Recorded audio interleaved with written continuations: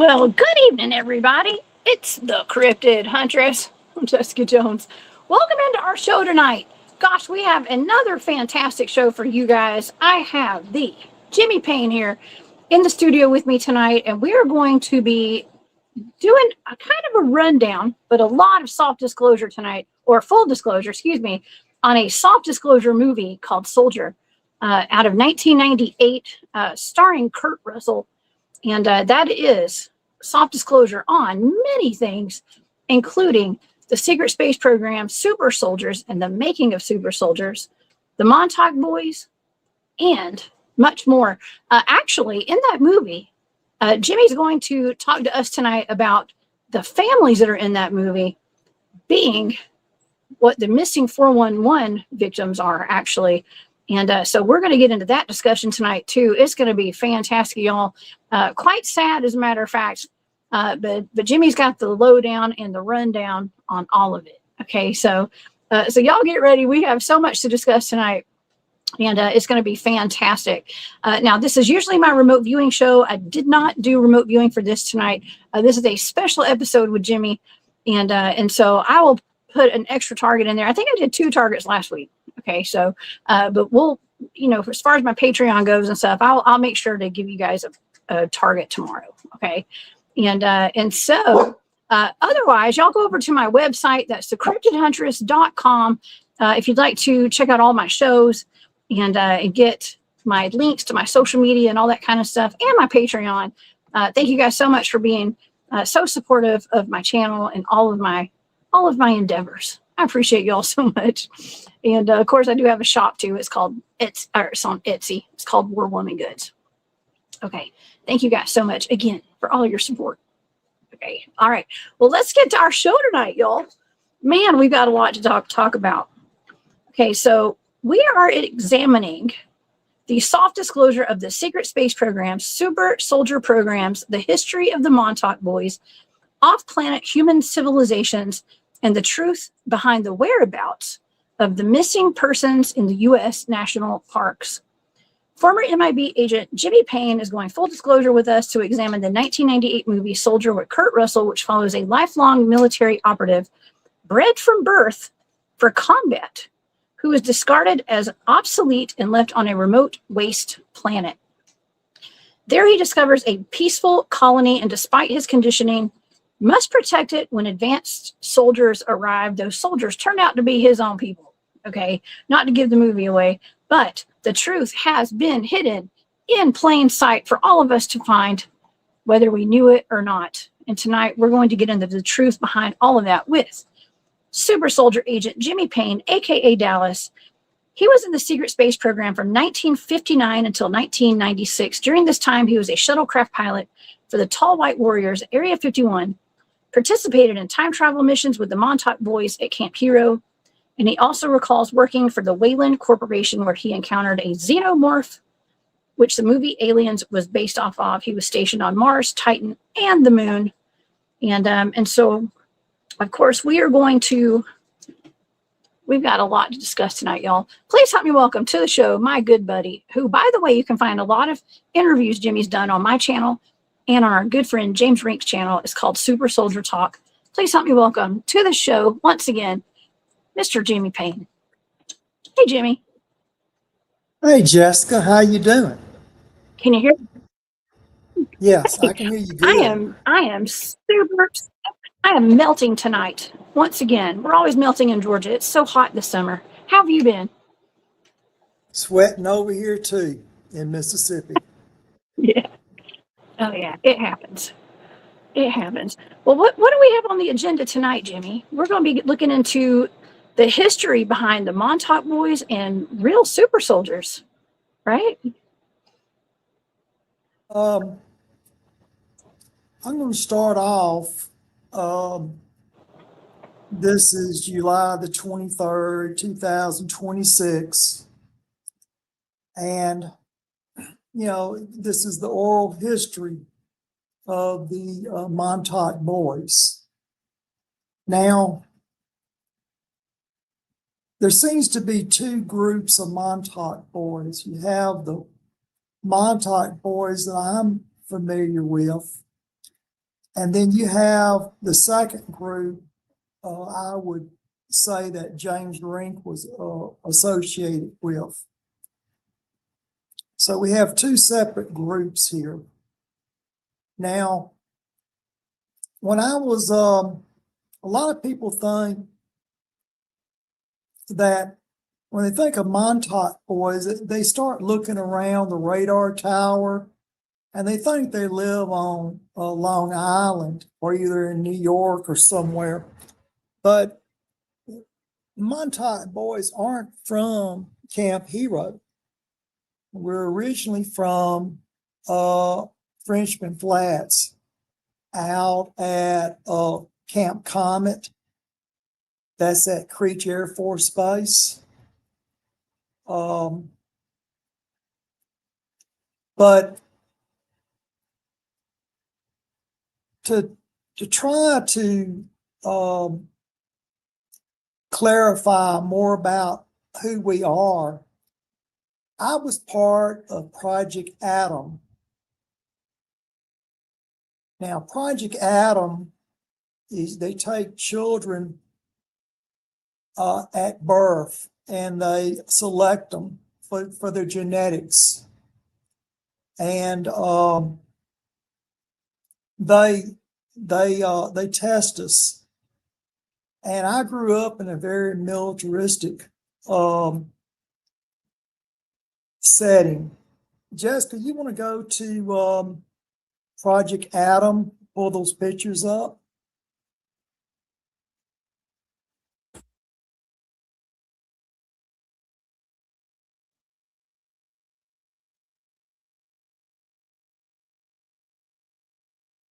Yes.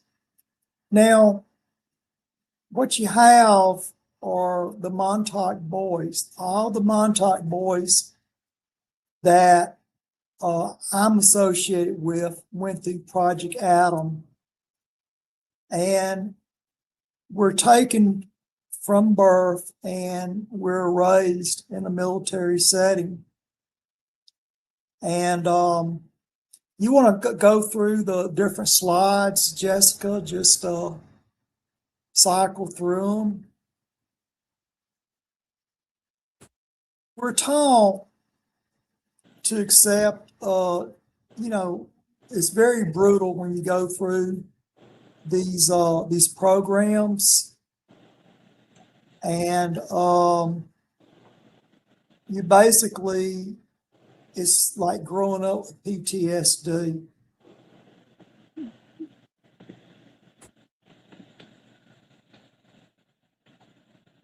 Just cycle through all the pictures that you have, Jessica. Okay. How many do you have? I have a bunch of them actually. I was trying to find one of the pictures when they were babies in their little incubators, because and I don't think that I had any uploaded from when they were in their baby beds. So you want to maybe tell the audience about how they're born into these programs, right, Jimmy? I don't have a picture of that. Well, at birth, it's all genetics. Now, what you're seeing here, you see on a black child next to a white child. It was segregated when I went through it.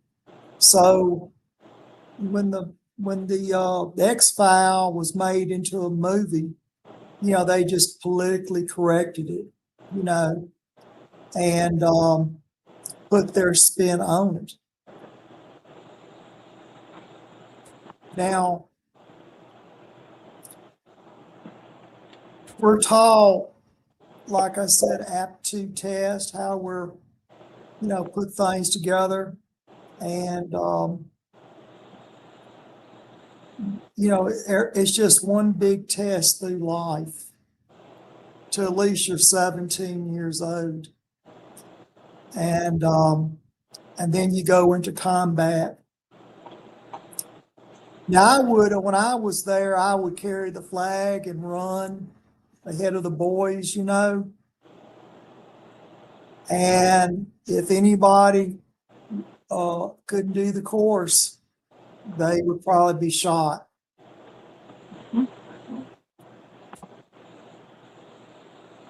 So you have one that's not doing very well. I heard the shot when he was taken out. Hmm.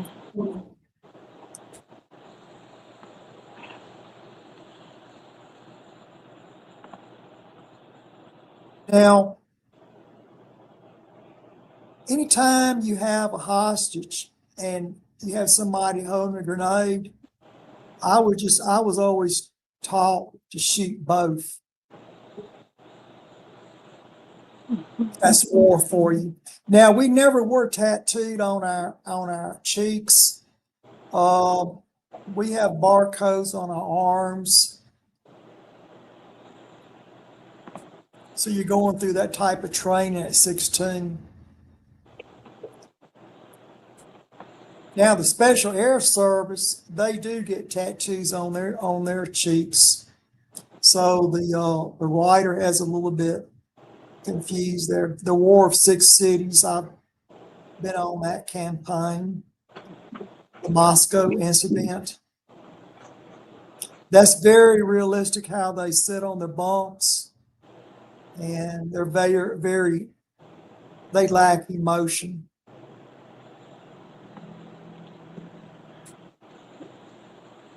That gentleman there is from Special Air Service from Hinford, England. And he is going to replace us in this mission here. I will end up fighting an Oriental individual from that unit. And I would end up, scarring him on his eye face, going up the chains I was fighting. Most Montauk boys that I know have all gone up the chains and did fighting. Now, I don't think that James did that. They may have,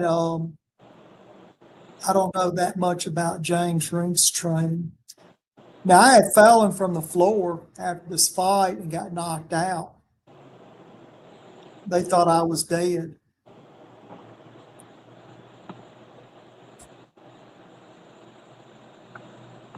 And I was put into a ship. Our bodies were dumped. We wasn't even, buried. They just dumped us on a planet. And on the planet, I met some. It's one of the moons of Saturn. One of the moons of Jupiter that I was dumped on, and a lot of times when you have you open up a portal, things come through. I believe this is just war junk. I found a warship out there, an aircraft carrier turned sideways, leaning on the side, and the sky is purple. Mm-hmm. The sky is purple. I guess it's the UV rays that, the light.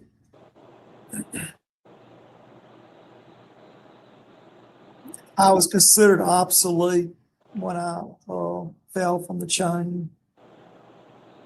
I was fighting this Oriental guy.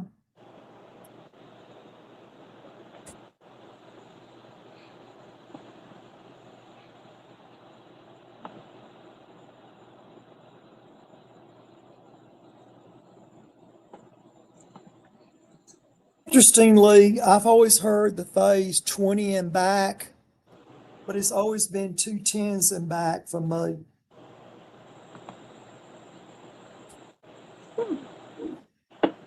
Is that, we hear that a good bit now, Jimmy.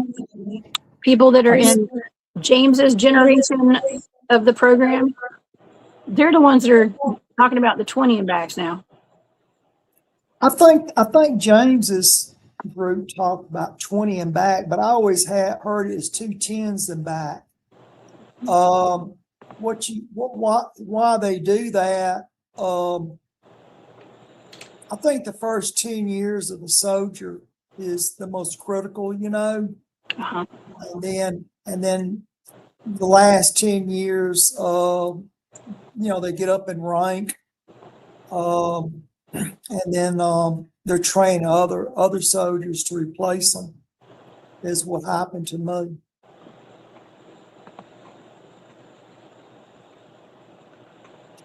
Now, in this movie, this X-File that's been made into a movie, I came across a colony of people. They were basically missing 411 persons, Jessica.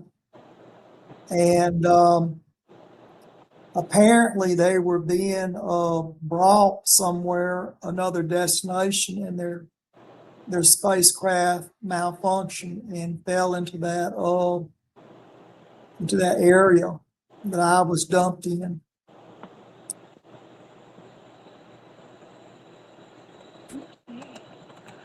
Okay, Jimmy. So this is we're always wondering where are these missing people going, and I've done some remote viewing on that. Barry had given me some targets, some blind targets, and they were being disposed of somewhere, taken somewhere. Now, whether that was underground or off planet, we've always wondered that. We don't have any definitive answers, but you're saying that these people have actually been kidnapped. And I did pick up they were being kidnapped, experimented on, and then disposed of. But you're saying that they're actually taken off planet.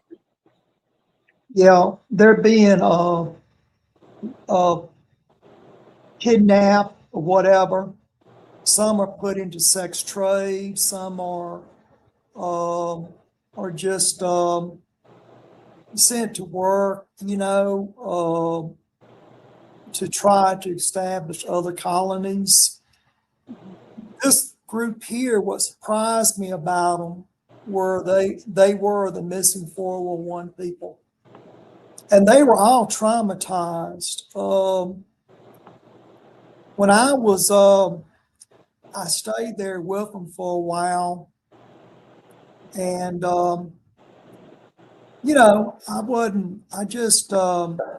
they thought I was violent,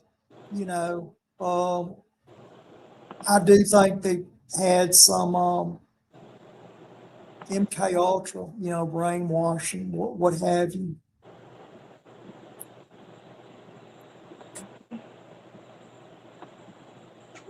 They didn't have any.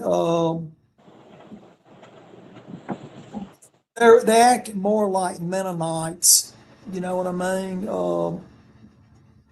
They didn't. None of the men would stand up. They were more peaceful. They were peaceful. They didn't want to war with anybody. Well, yeah, I would say that. The show is not. It's not a documentary, but there's some truth to it, Jessica. Mm-hmm. That gentleman there did get a leg blown off and bleed to death. He bled to death.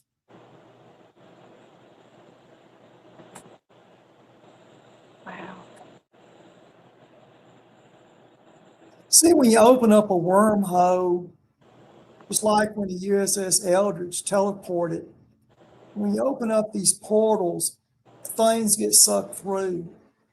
And apparently, this aircraft carrier that I found laying on the side was out on that planet. So sometime in the future, we're going to have an aircraft carrier that's going to get caught up into a time warp other than Eldridge. Mm-hmm. I figured this is about 150 years into the future. Wow. So the missing 411 people are not only getting taken off planet, but they are time traveling, teleportation, experimentation. Well, I don't think it's experimentation. I think that they'll put them at anywhere that they can to try to keep a colony from collapsing. Okay. How, They how know what's happening to them. about how many of these civilizations do we have off planet of Earthlings, Earth-born humans, originating from Earth all over the universe? It basically and stuff, and they're you said they're being used as slaves, right? Well, over 300 worlds have been explored. Now, that's what I know. Only 5 are suitable for habitation. But there's a problem. If you say you grow crops here like corn and tomatoes and okra and such, the minerals in our soil we need. But say you try to grow that same crop on Mars, a tomato could be poisonous because the minerals would make the plant poisonous.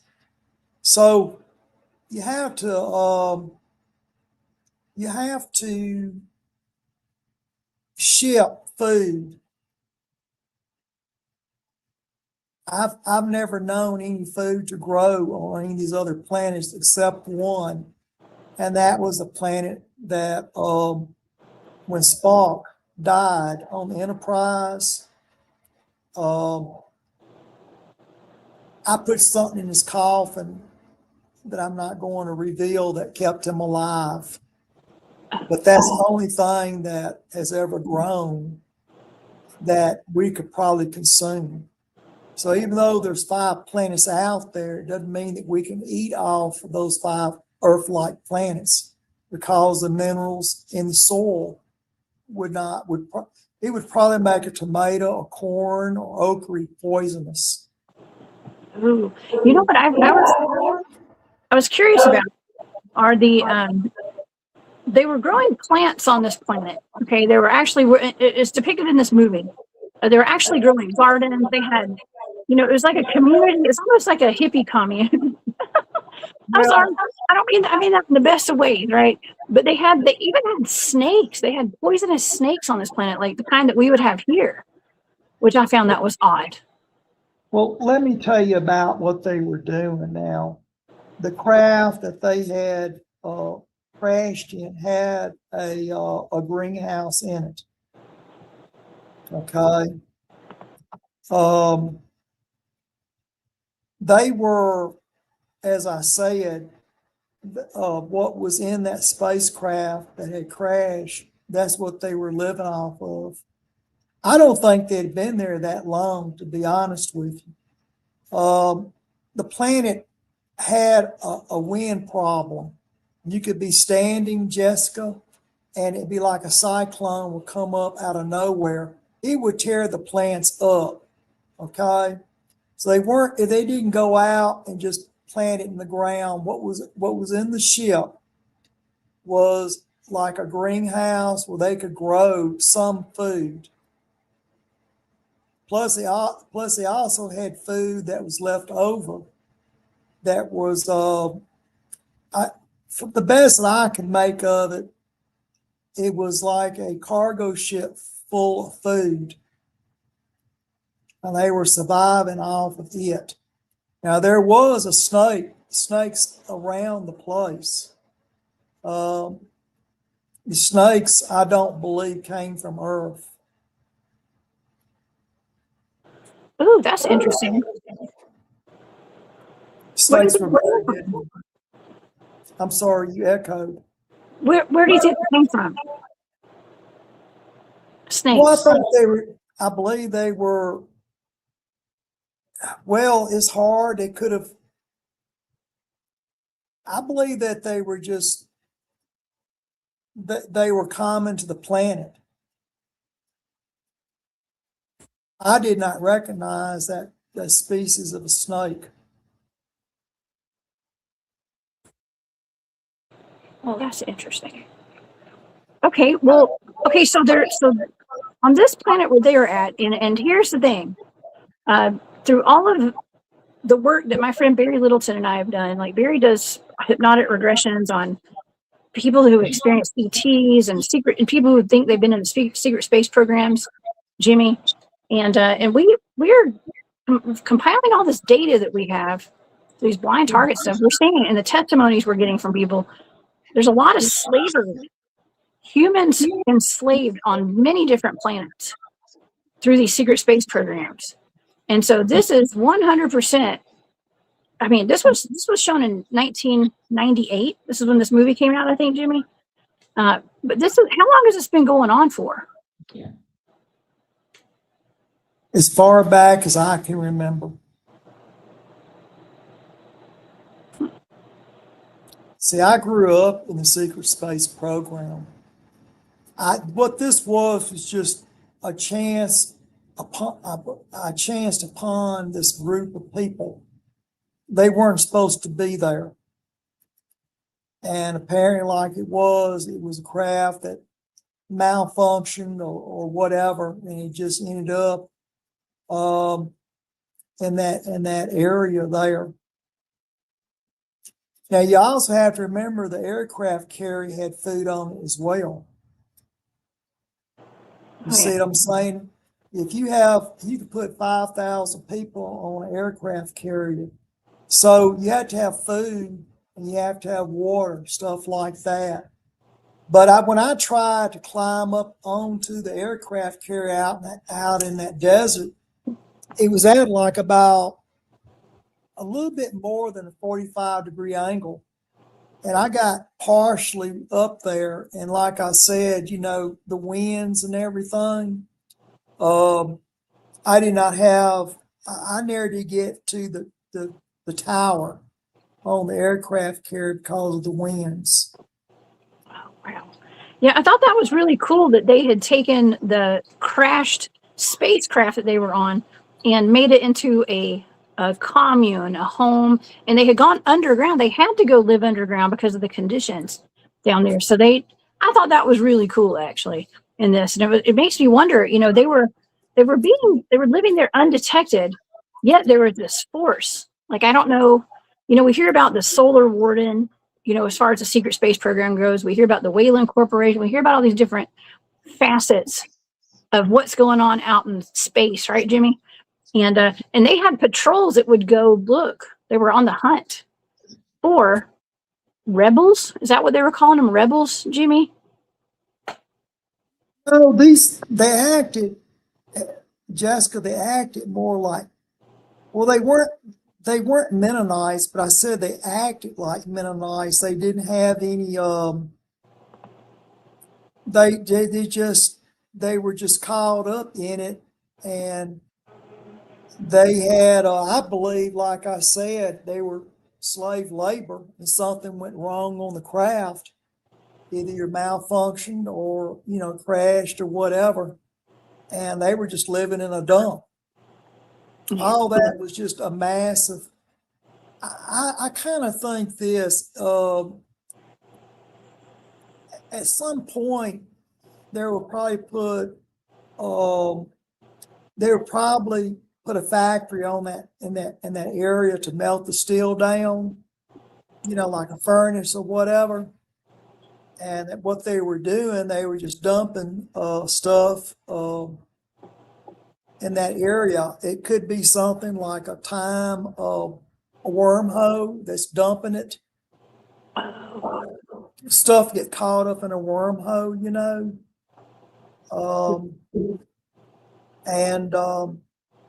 and being deposited. I mean, you just don't find an aircraft carrier out in a desert. You know what I mean? I know. I was wondering where those parking meters were and stuff. Well, as I said, there's places that they, have these, they open up wormholes at, and things get sucked up in them.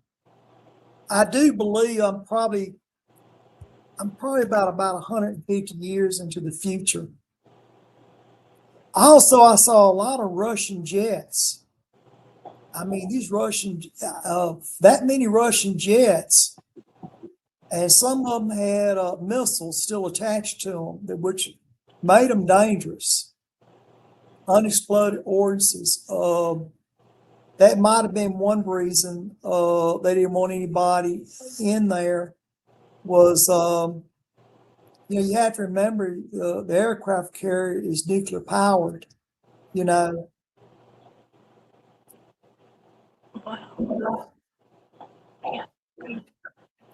Well, I'm watching the tape right now too, Jimmy, and I'm seeing that we have a lot of people have been talking about the missing persons, these 411 cases. It's something that I have really highlighted on my channel for the past few years, and we're talking about the shoes, the missing people's shoes being left and stuff, and um, who is doing this? I'm asking you this, Jimmy. Who is actually doing this kidnapping and stuff of these people who are being taken off planet, like the ones that are depicted in this movie? Are they walking through portals? Or are they actually being physically taken by ETs or humans working with them?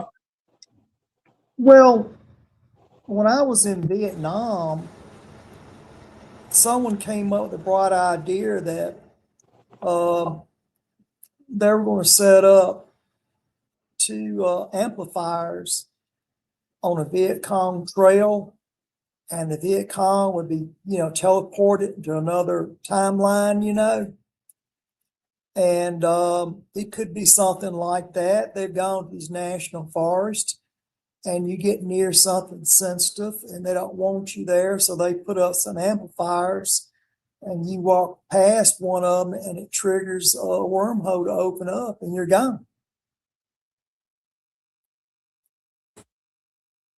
I can't hear you. Oh, portals and wormholes. I've always assumed it was portals. Well, a portal leads to a wormhole.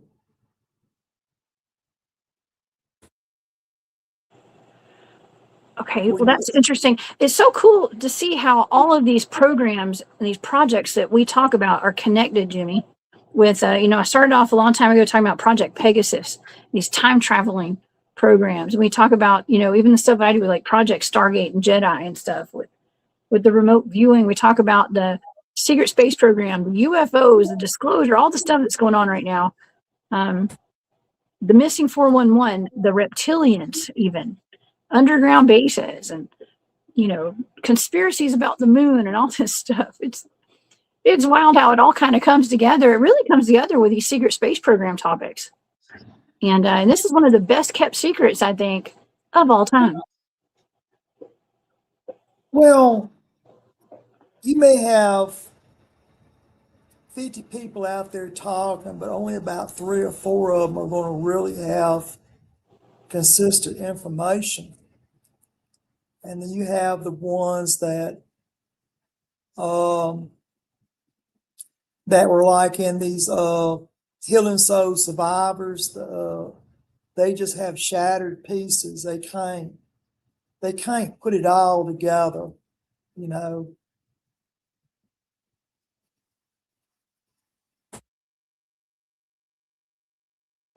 Well, that's why we have you here.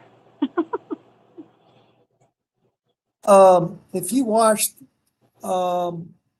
see, only thing you can do is if you have 2 amplifiers, you lay some cables,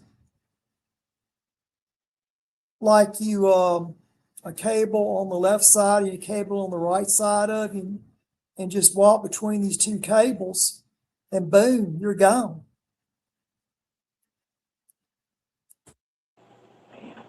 That's pretty scary. How are these wormholes, like, how do we determine where these people are going to go, like when they do go through a portal? I mean, I know that's a loaded question, I guess, but are there like designated planets where these portals are going with these people and spacecrafts? It's confusing to me. Well, some portals have more power than other portals. It's the type of amplifier you're using. Okay.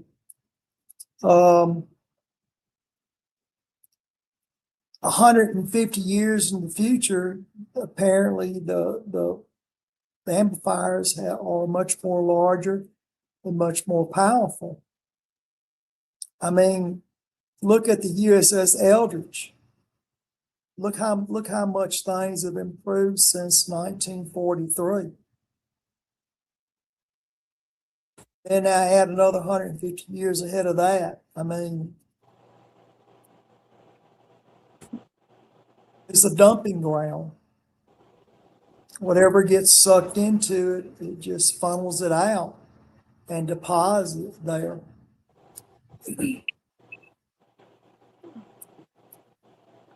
Well, it seemed to be in the movie that we're discussing tonight, it seems as though that was a safe haven for the people who had escaped that crash. It was a good safe spot. But who are these factions? Okay, so what's depicted in this movie that I watched with you, the Soldier movie, there seems to be like the British, was it the British people, the Germans, were they German, American? They were all working in conjunction with each other together out in space. Is that how it is in real life?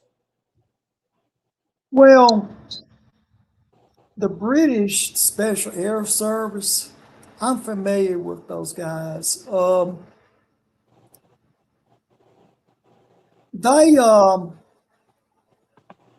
were going to replace me. Okay.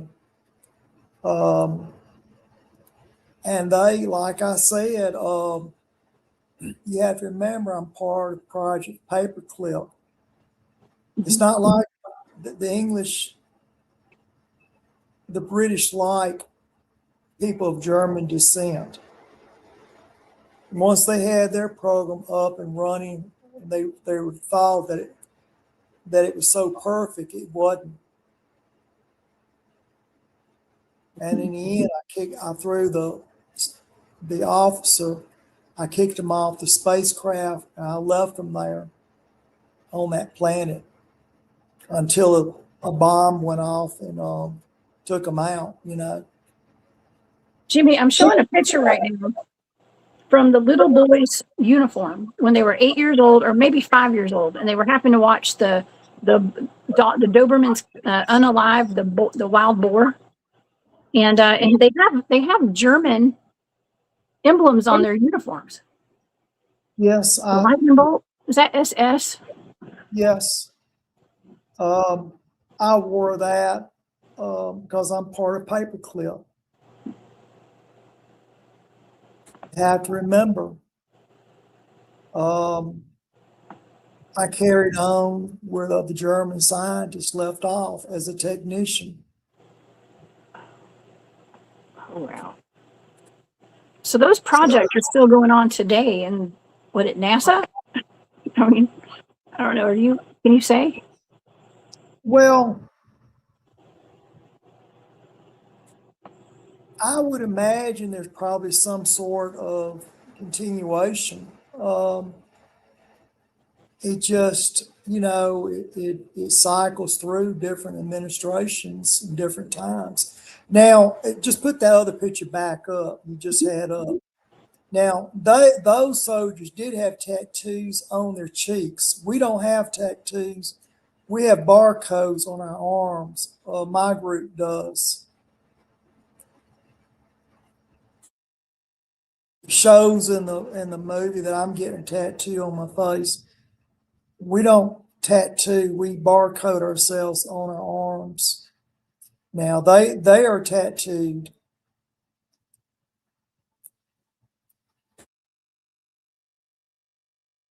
At 17, you end your training.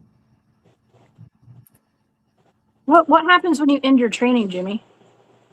Where do they send you? They send you off planet? Off planet, full combat. Who are you fighting?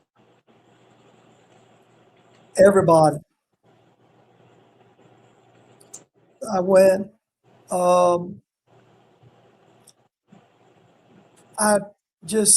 I can't name all the battles. There that many. Is it other humans on other planets, or are they alien extraterrestrial life? Both.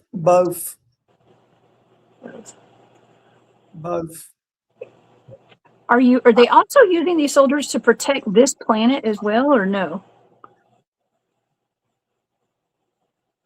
I would say no. we're not supposed to interfere with, well, we did have the Moscow incident, but that's in the future. That was the only incident that I recall with that group was the Moscow incident. Okay. An- we have another thing. oh, sorry, go ahead. Another thing. Sometimes you'll see a patch with hourglass on it and a triangle, Mm-hmm. and that's a patch of a time traveler. We never, our uniforms didn't depict that, but I have seen soldiers that had that on that did intertwine with Earth history. Okay. Very interesting. Angels of Life is asking Jimmy, what about aging out of the programs? What happens to the people in those programs when they age out? Well, you get replaced, and if you, as you can see, if you watch the movie here, once you're used up, you're discarded. And as I said, they didn't even have the decency to bury me. You're thrown out like trash. Well, they disposed of that little kid quite easily. And these are actually the one that was lagging behind who couldn't keep up with his buddies. He was eliminated on the spot in that movie. And I would think these are all assets. It costs a lot of money to take these young boys. And is it all young boys? Are there any girls in these programs, Jimmy? Well, they have the Eve program. I mean, to keep homosexuality down, or you just they provide you with Eve, a female. But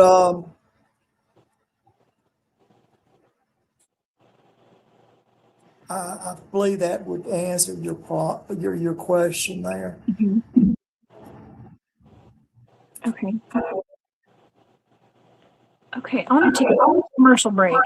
Now we have Michigan Sandman. Thank you for that super sticker, Michigan Sandman. I appreciate you so much. Thank you for your support. It's much appreciated.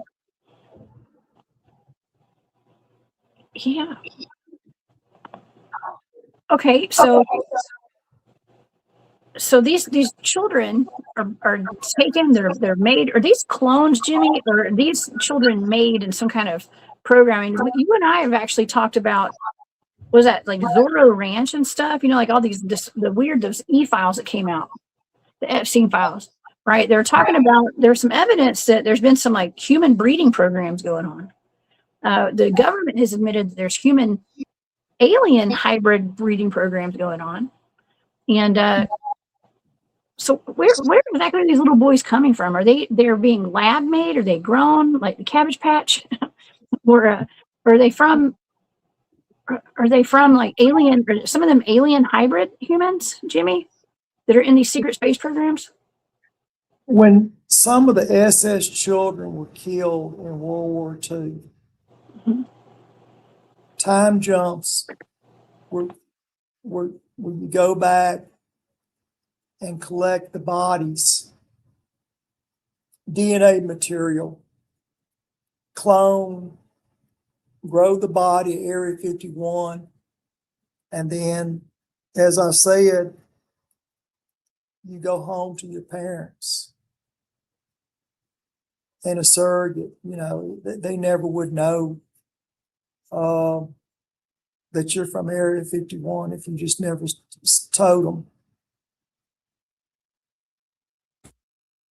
them. Okay, so Area 51 is very much connected to these programs then. Yes. I don't think you can fathom just how many people are being cloned right now. I mean, it's see, all you hear about is all this alien abduction stuff, and this and that, but very little do people talk about the cloning. Well, I know several people who claim to have been cloned, and they are clones. Is that possible? Well, yeah. Now, when someone starts talking about a past life, a red flag should just come right up, because that's one of the signs that the clone is remembering the past life. Ooh, that's interesting. So there are telltale signs if someone is or is not a clone. Yeah, and a lot of people have a little bit of alien DNA in them. It's just enough to a pinch of it. It's just enough to give you a little psychic twinkle, or a little TK.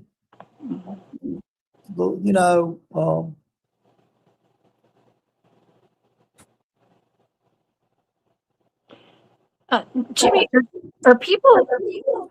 There are people. Some people I know, me personally, even very psychic. Okay, very psychically switched on. I utilize that. I'm very fully aware of it. I've even got some PK abilities, right?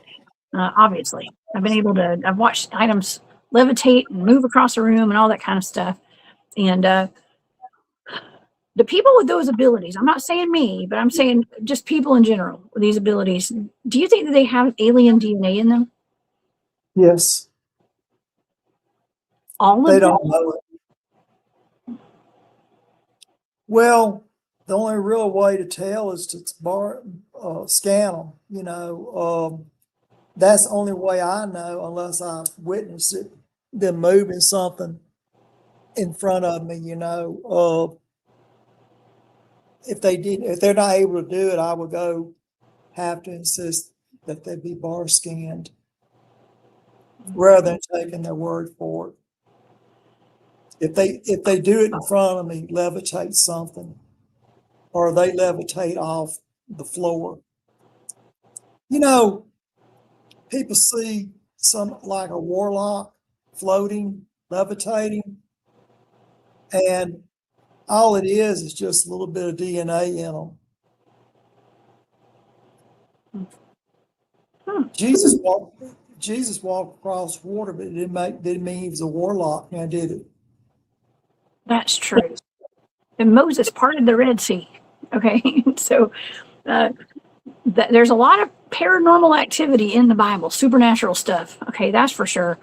But Jimmy, we've had a lot of disclosure going on lately. There's always disclosure in movies and TV shows, and over on Netflix, there's a show called Stranger Things, and they do showcase the very first season is a little girl named, they call her 11. She's number 11, which has interesting symbolism. Okay, but she has PK abilities and stuff. Now they've actually based that TV show off of the Montauk Project.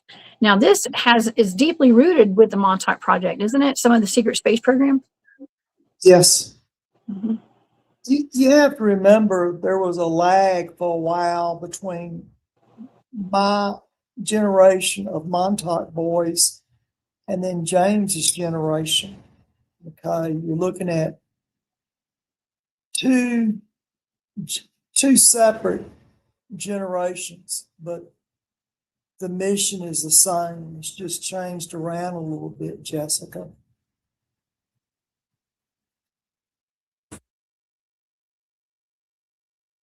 And yes, Stranger Things is based off of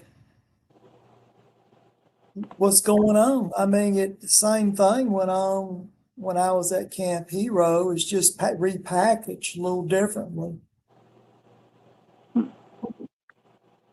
Are there still programs like that going on right now? I mean, I don't know if you can say, but well, who says it ever stopped? Mm-hmm.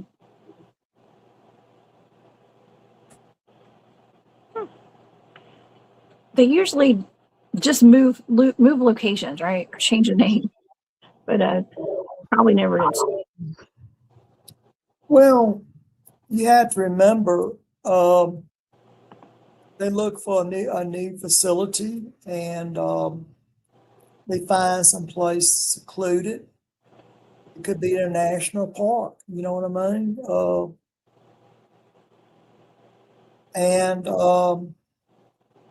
And the research goes on.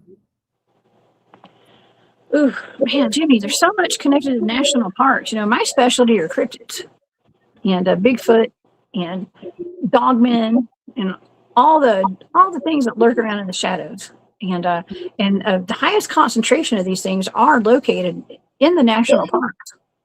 Okay, now maybe it's not. It just depends on the region, I guess. But I mean, that's where I do most of my research, are in national parks, and state parks. And there's, to me, that just alerts me that there's some kind of government connection. Now, the Montauk Project actually had a connection to Bigfoot, didn't it? Yes. What was that connection? I'm the one that created the Bigfoot. Now, Duncan Cameron gets the credit for it. I mean, you know, because Duncan lived on the island. But I'm the one that created it. He just simply copied it.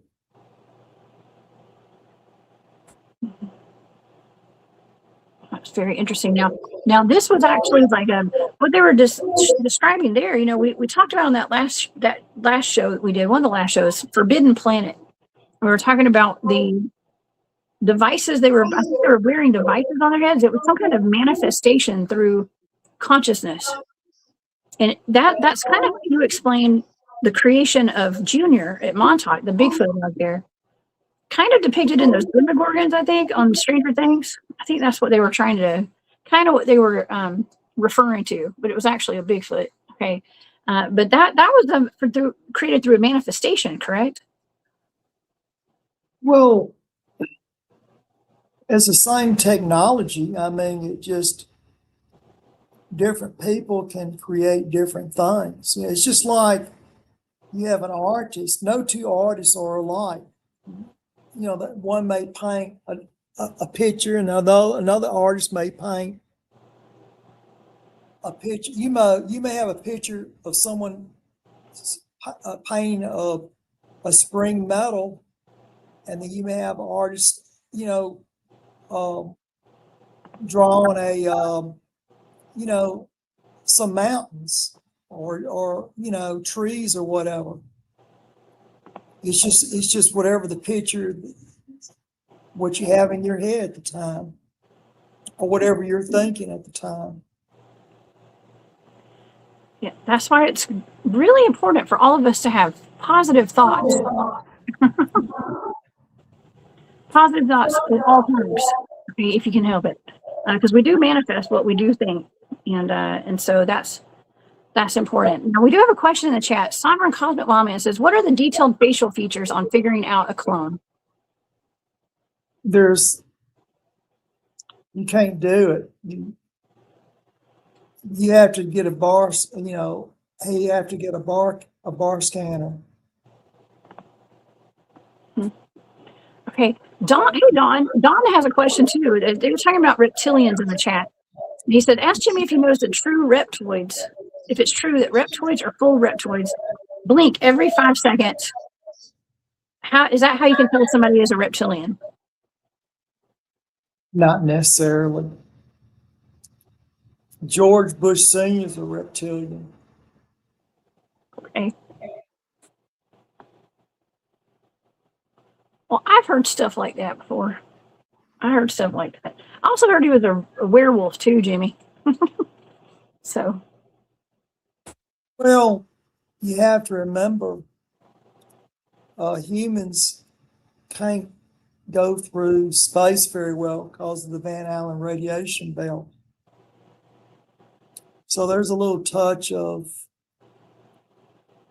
animal DNA in us all.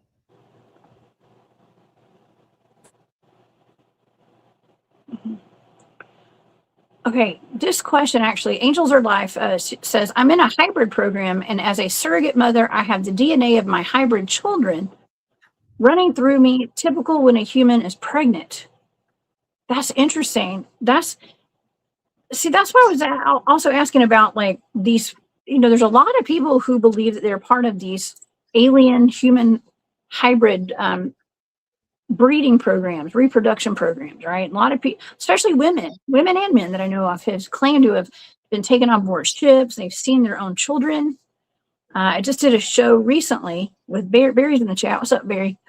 And he gave me some targets, like three to six. What did 6 targets, remote viewing targets, on the testimony of like Credo Mudwa and 2 other gentlemen who claim to have been. They had encounters. Let's just say intimate encounters against their will with blonde-haired women, aliens, ETs. And I'm wondering if maybe these children through these programs are actually put into some of our super soldier programs stuff. I don't know. I've always wondered that they're being made into super soldiers. Well, they come to Earth because they want to build up their bodies, Jessica. And then when they, you have these hybrid children, then they're, their bodies are just made stronger. To be an MIB, okay, I might be skipping ahead a little bit here, okay, but you're a former MIB, which is Men in Black. In order to be an MIB, do you have to have gone through the super soldier programs, Jimmy? I never knew MIB that didn't. Okay. I think that's that defines us, who we are. You have to be. It's the military way of life. All the MIBs carry themselves a certain way. Max says, Jimmy, how much alien DNA do you have in you? Are you an alien, Jimmy? I kind of want to just back away from that question a little bit. We all are a little bit animal. If you go back and go far enough back in history, and you have to remember, humans were seated on this planet. Right? Okay. So technically, you're an ET. I'm definitely an alien. You're a Terran. Yeah. Oh, yeah, I'm definitely an alien. That's for sure. Okay. B. Don. I'm sorry, I'm hearing a little bit of so sorry about that. The audio tonight. Montauk is way up from Long Island, right? Trying to remember it. Yes, I'm going to pull it up on a map in case you guys are wondering. I spent some time up there about 3 years ago now. I guess me and Long Island Bigfoot went up there with a bunch of the super soldier crowd, and it is on the very top northern tip of Long Island, New York. Okay, so if you're looking at, that's the very tip of New York right there on Long Island. On the northern tip. It's actually not far from Brookhaven Labs and Plum Island, right, Jimmy? Brookhaven Labs is about 60 miles down from it. Mm-hmm. Not too far. Yeah. Too far. Now, type in Fort Tilden. Fort Tilden? Yes. Okay. Tilden. Okay. Fort Tilden. See, that looks just like Camp Hero now, doesn't it? It does. Where is that? It's at the end of Long Island. See, the girls keep getting mixed up. Those bunkers look exactly like Camp Hero. It's the same bunkers at Fort Tilden. And that's why the girls go to Fort Tilden. And then they, like I said, some of them came up when you were there and ended up showing up at Camp Hero because they were lost. Jimmy, that looks just like Camp Hero. Yeah, you're looking at Fort Tilden. Now go back to go to Camp Hero Bunker 113. So we're getting ready to jump again. 113. Yes, that's one of the bunkers I was in. It looks just like it. It's just like it now, It don't it? looks just like it. It does. Look at this one. It's covered up right here. They weren't covered up like that when we were there. Well, they put that up not long ago because somebody busted through a cedar block wall. Wow. Now this used to be this is an Air Force base, Army base, Air Force. Air Force. Well, it was originally an Army base, and then the Air Force went in there and put radars. Now, if you look at Stranger Things, you see the very first of the movie, Stranger Things, a little girl comes walking out of a bunker. That's, Yeah. you see what I'm saying? They're just mimicking Camp Hero. They're not saying Camp Hero, and they're not saying Fort Tilden, but that's where the show begins. Little girl walking out of the back of the bunker, you know. Oh yeah. Wow. Yeah, she was supposed to be at Hawkins Labs. I think it was called Hawkins Labs. That's what they called that. It's really cool to actually have watched that TV series and then know the real life story of it, and actually be a part of, going up there and meeting some of the people that were in these programs. It was actually quite devastating, very traumatic to everyone who was a part of that program, right, Jimmy? Well, Hawkins is basically, they're talking about physicist Stephen Hawkins. See, they just turn things around a little bit, you know.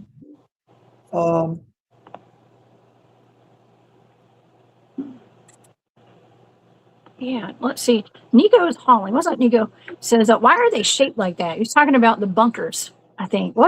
These are gigantic bunkers, Jimmy. How big are these bunkers? How big are these underground bases at Tillman and Montauk? Go back to Fort Tilden and type in 12-inch guns.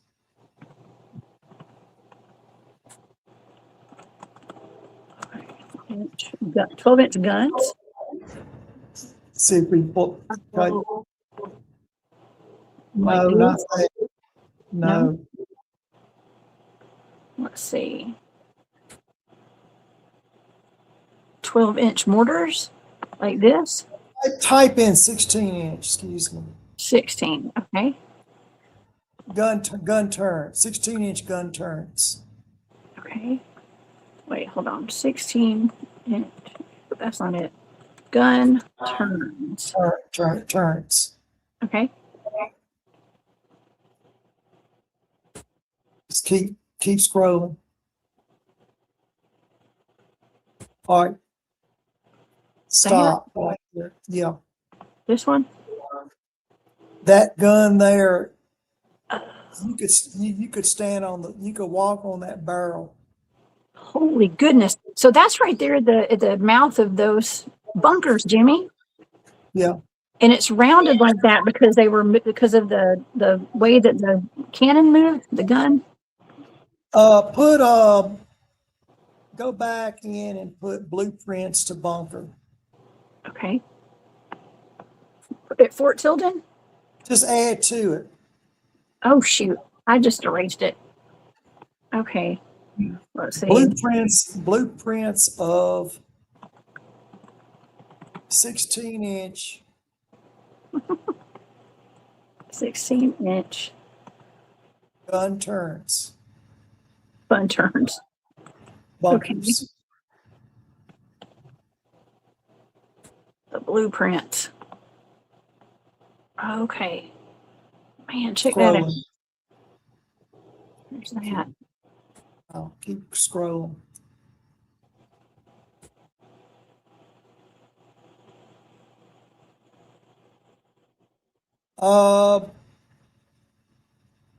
Go back up and put in 1918, excuse me. 18.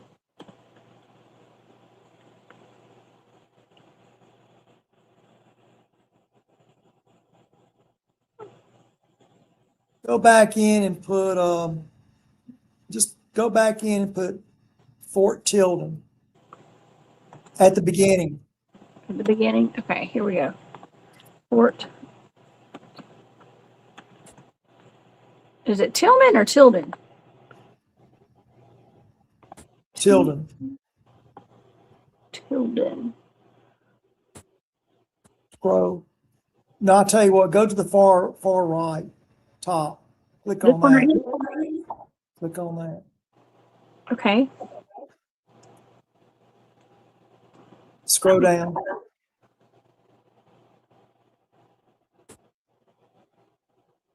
Scroll.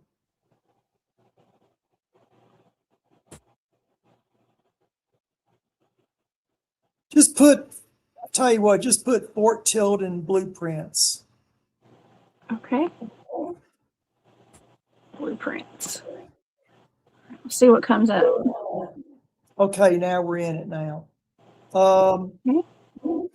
Scroll a little bit.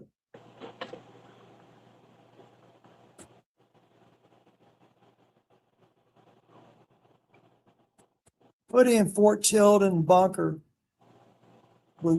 blueprints. Okay.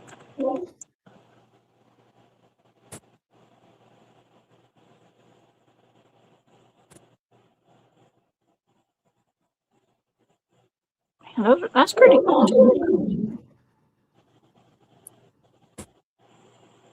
Man, look at this. They got a nuclear bunker.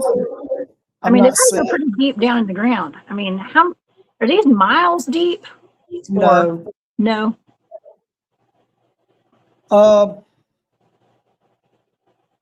Go back up a little bit.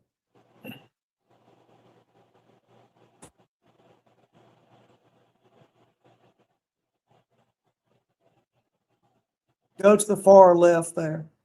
Far left. Okay. Down. Down. Right there. Click on that. See if you can open that up. Okay. Rear elevators. Oops, that looks like a Fort Tilden. Let me scroll down. See, that's the old train track between the two bunkers. That line there is a train track. Oh, is that Long Island? So it's on the southern end of Long Island. Yeah, that's Fort Tilden. There used to be a train track between those two bunkers. It's gone now. People stowed all the steel. Let's back out of that and get back into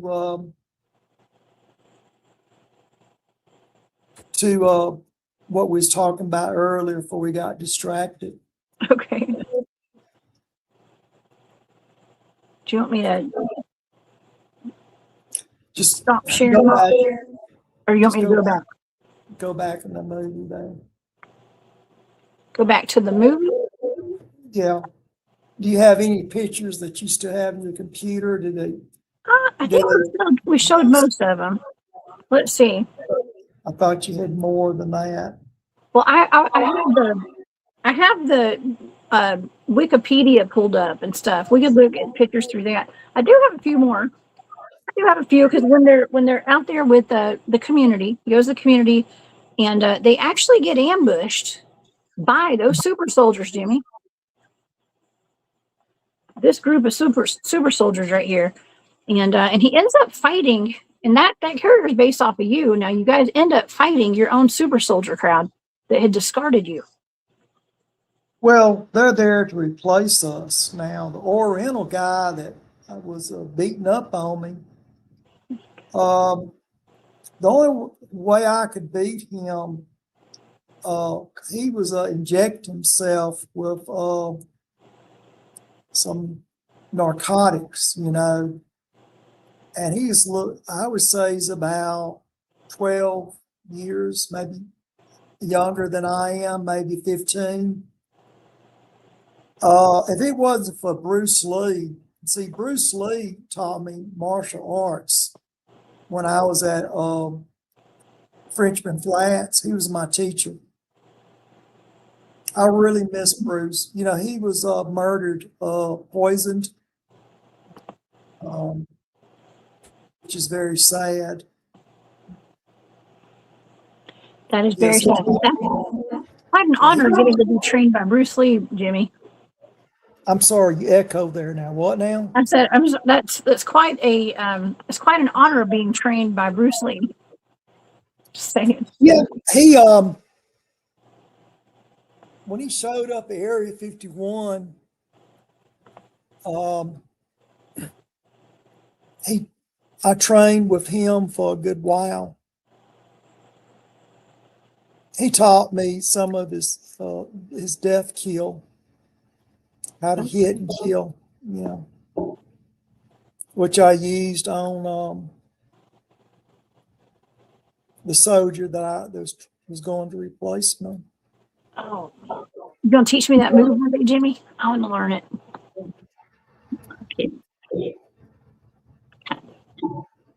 Kind of kidding. What's up, war criminal? Let me share the screen because we'll pull up some more pictures. We got them. I'm just gonna I just did a search on the movie. We'll see if I'll see if I missed anything, Jimmy. Okay. Because at some point, okay, so I find it also interesting that, you know, when the boys are in the program, let's talk about the Montauk Boys, Jimmy. When the boys are in the program, they don't get love from a mother and a parent, right? Or two parents. They are raised as assets, correct? They have it's almost like there's no emotion to these kids that turn into men. No emotions. Pure rage. No, I'm just kidding. It's really not rage because you're not, you know, it's channeled, right? It's channeled. It's calm. It's not like monstrous, right? It's just a soldier, like the ultimate soldier.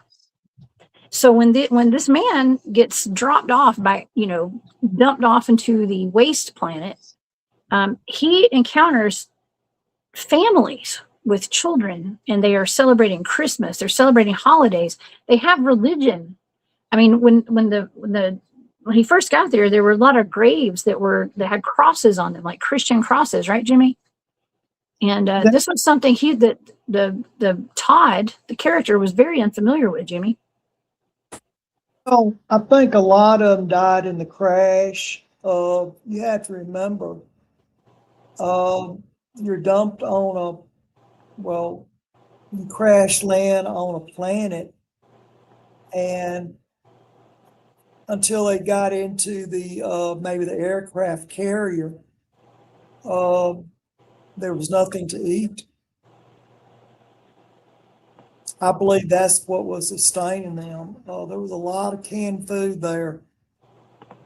And they had like I said, they had adjusted to that area.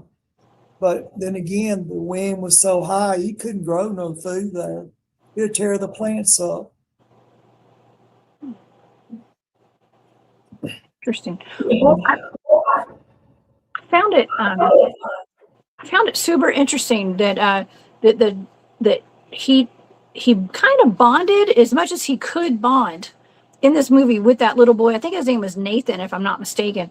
But he bonded with him, and because he watched him getting affection from his mother, and it's almost like you could see it in him.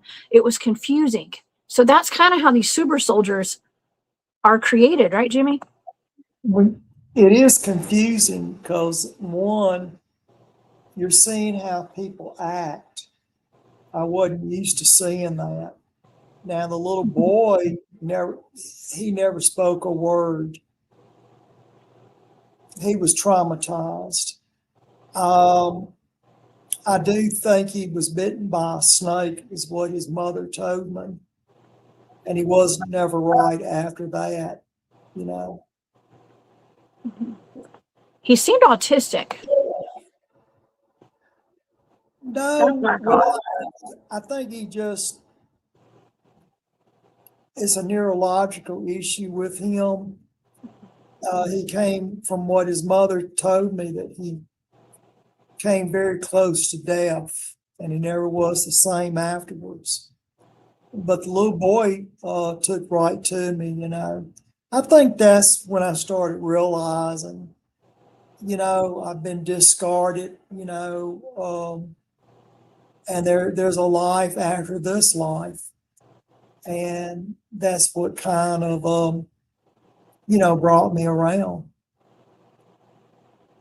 Just, real bad PTSD. Man, that's so tragic. Okay, Jose has a question. Thank you, Jose. Was the breakaway civilization that went to Mars actually real history or planned disinformation? That doesn't have. It's not about exactly what we're talking about with this movie tonight, but it's a good question. The breakaway civilization that went to Mars actually real or disinformation, Jimmy? I've been to Mars. If you watch the movie Red Planet with Val Kramer in it, that's pretty accurate. That's pretty accurate. Now, if you watch the movie with Arnold Schwarzenegger in it, I think it's what's the name of that movie?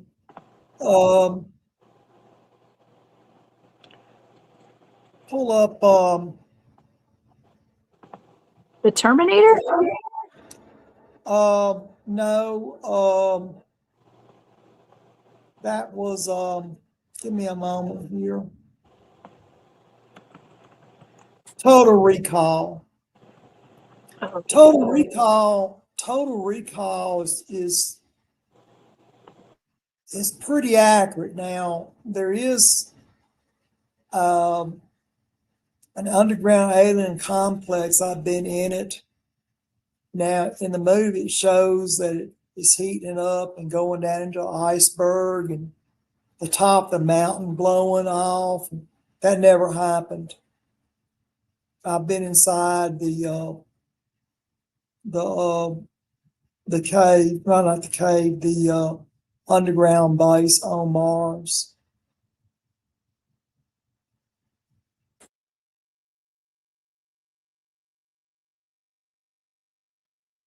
We never cut the machine. That what the aliens left there, we never cut it on.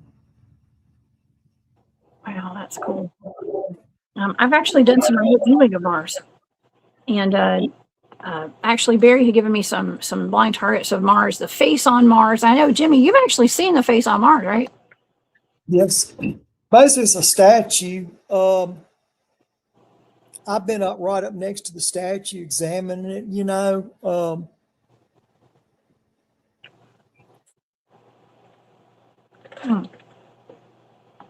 That's pretty cool, man.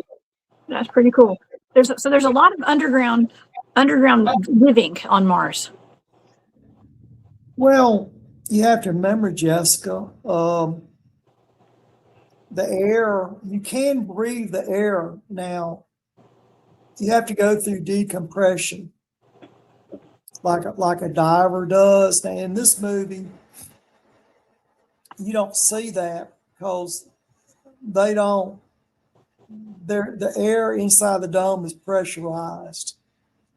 So, but if they were to lower it gradually, you could go out and breathe the air. Wow. So Total Recall was a self-disclosure too. Yes. How many of these movies that have been blockbusters that we watched, thinking they're sci-fi, Jimmy, how many of these are actually real, based off of real information? Well, tonight, like I said, we're doing Soldier. They actually lost money on this movie, which is so unusual. But they can make millions of dollars. Now, Avatar, that's very true. They've made over $1 trillion on Avatar. If you just type it in, you go to Wikipedia and type in Avatar, pull that up. Let's see. You can share it. How much money the movie costs, how much do they make? Okay, we're going to pull it up right now. I got it. 2009. Okay, usually it shows it right down here in this box. Their budget was 237 million. The box office brought in 2.924 billion with a B. Good grief.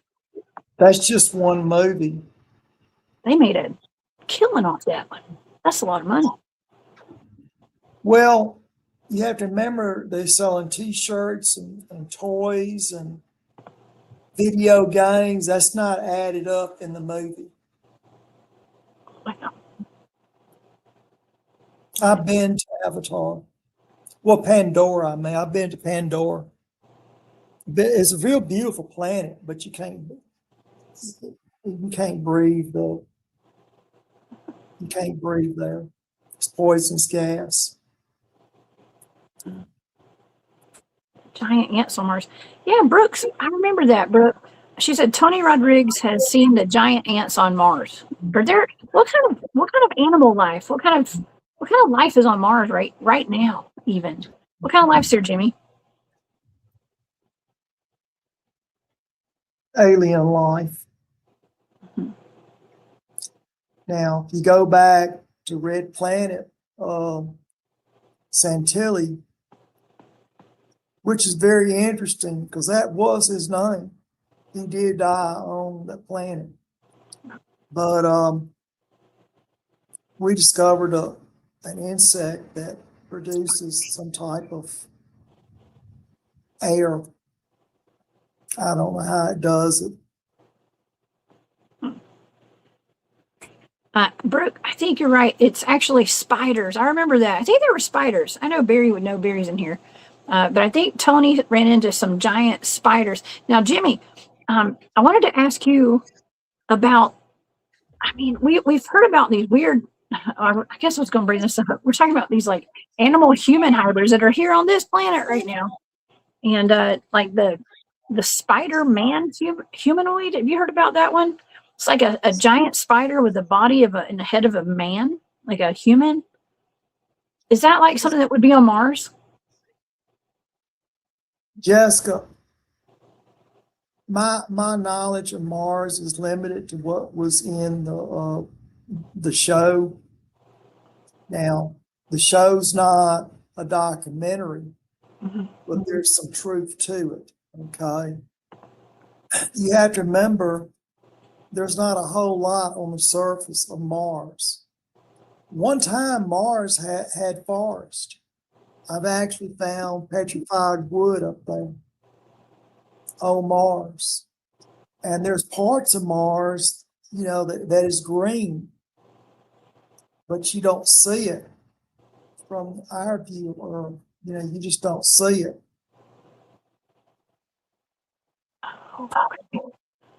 Okay.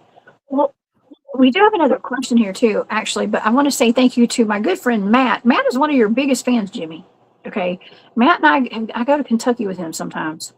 And we were actually discussing one of our shows, Jimmy, when he and I got ambushed at 2:00 in the morning by some creatures out there.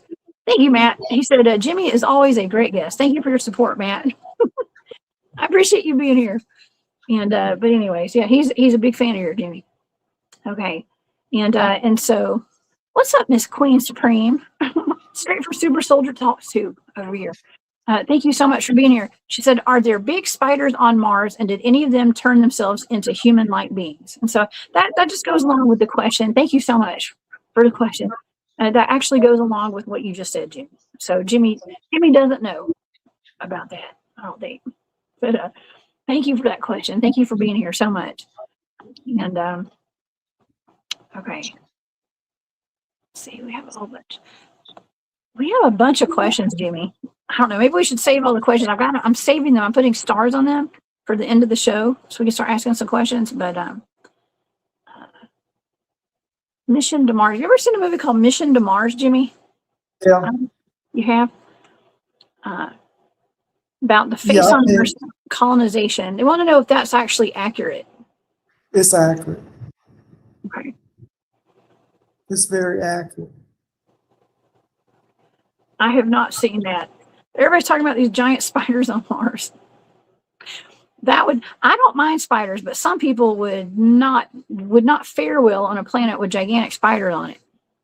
They just would not have a problem with small spiders. Okay, so that, let's see. Oh, Jimmy has been there. Okay. Okay, Cat has a question. What about Valerian and the City of 1,000 Planets? Was that movie about Jimmy? I don't know what that is, too. I've never heard of that. See, when people are putting things about movies in here, I don't watch movies very often, Jimmy. Okay. I can't tell you because I'm still finding different X-Files that's been made into movies. I know there's like probably over 90 that I know of right now. Yeah. Getting back to spiders once again. Prince Inertia says, there are very large spiders on Mars. Penny Bradley said they can be 15 feet across. Good Lord. Don't invite me to Mars anytime soon. I'm not going. Okay. I never saw spiders on Mars. Oh my gosh. Now there's rock spiders on the moon, but they're only about the size of the palm of your hand. Jimmy, do you know, are TR3Bs actually alien ET made? I don't know what it is. I can't tell you. First time I've heard of it. Okay. Yes, I wouldn't know either. but I've actually heard this too, that Mars said, Jose says, do you think that Mars was once similar to Earth due to a huge nuclear event? Its atmosphere was greatly lost and humans left on ships to our now current Earth. That's what I believe happened. Is that correct, Jimmy? When I was on Mars, we had an MIB that Mars had a library where all the records were kept by the prior civilization. And he was studying it, trying to figure out what happened to the population. Now, if you look at Mars, it looks like there's a scar on the side of it. Kind of like part of the planet got struck, So we think a supernova may have hit the planet, but they were trying to determine it by the records, and that was the last I knew of it. Nobody really knows what's happened, but there are alien ruins on Mars.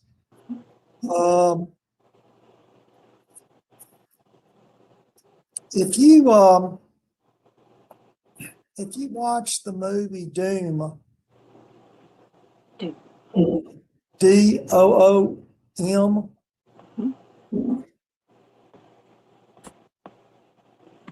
that's very true. That's just one of the movies I hadn't gotten to yet. Let's see. I was going to pull it up and show you. Okay. Let me pull it up so y'all can see it.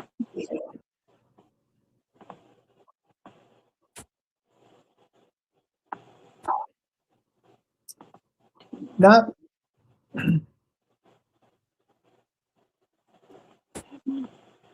Okay. There might actually be an Is that the first one or the second one? It's going to be the second one.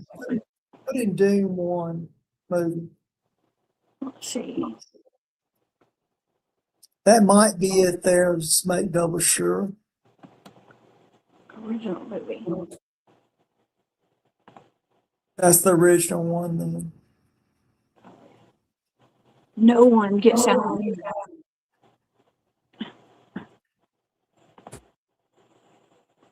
Okay. Well, you do stand in a circle when this little bubble pops up and it then engulf you and you teleport. I've used that teleportation device. The movie is based off of one of my missions that I did. Very cool, Jimmy. Yeah. I have another question here, Jimmy. What? Actually, this is from Sass Saga. I am so sorry, Sass. I did not see that you had left this super sticker. Thank you so much for your support. It says, Jimmy, what do you know about black holes here on Earth? Maybe even microscopic in size, like in the woods.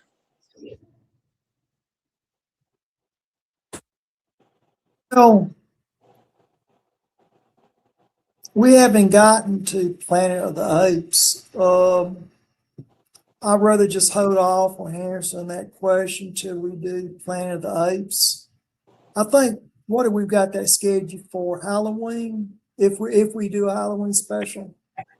We have not scheduled it yet, but yes, we are planning, y'all, because I know the audience would like that one, right? And that would be a breakdown of the truth, the real disclosure behind Planet of the Apes. We'll probably shoot for around Halloween time.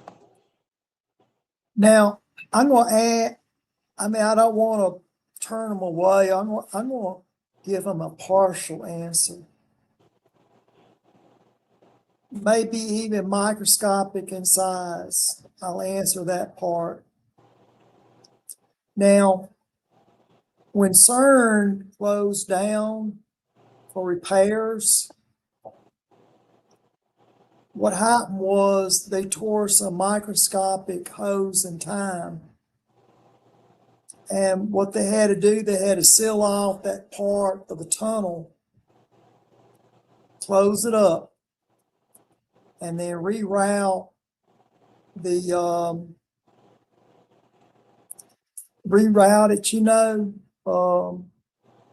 loop.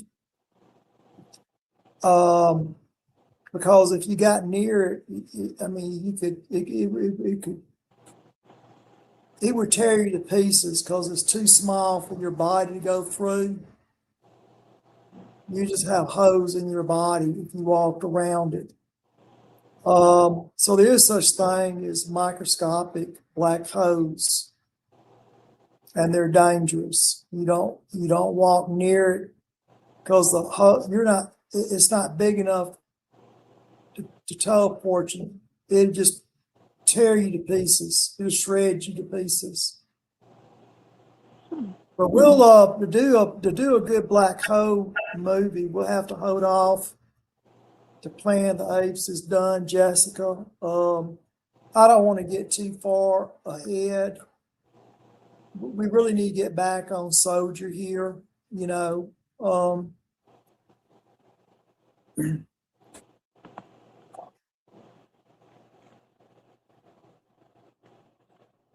Okay. Yes, that's true. The triangular aircraft, yeah. Actually, the stealth bomber is based off of a Tall White Warrior's craft. Really? Yeah.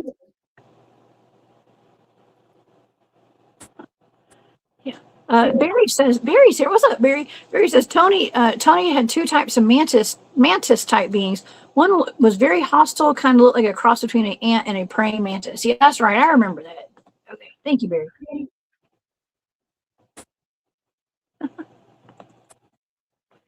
Still talking about that. Oh yeah. Well, what else we need to cover on the Soldier movie, Jimmy? Because we kind of got to the end of the movie, right? I mean, the soldier in the movie, same as Todd, who's based. Let me hit the mute button. The soldier on the movie was based off of the characters based off of your experiences, Jimmy, and at the very end, he kind of lost the first fight against the big guy that was juiced up. Let's just say juiced up with whatever chemicals they were pumping him full of, and you were not being pumped full of chemicals like he was, but you were a formidable opponent. Okay, and they thought that you had died. They put you on the waste. They were going to dispose of your body basically, along with those other two gentlemen, or three or four, and they dumped you off at the waste planet. You woke up, you got out, and you ran into that civilization of people that had been left there and were living there. And then when they came back, you actually had to put up a fight to protect the civilization that was there, and really just to save your life and their lives as well. And you ended up overpowering all of them, Jimmy. I had a Gatling gun. The Gatling gun is what gave me the advantage. Plus, I knew the terrain better than they did. And it was dark. I knew, I knew about the wind. They didn't know about the wind.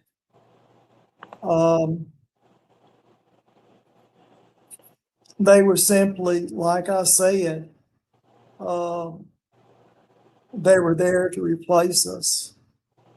And if you in the movie you see that I put out, our high command was one of our officers was shot, and two others I threw them out. I threw them out the hatch along with the British officer. And the British officer did pee on himself when he saw me. That's a movie. Well, they didn't, like I said, he was a big guy, the Oriental soldier. He was very strong.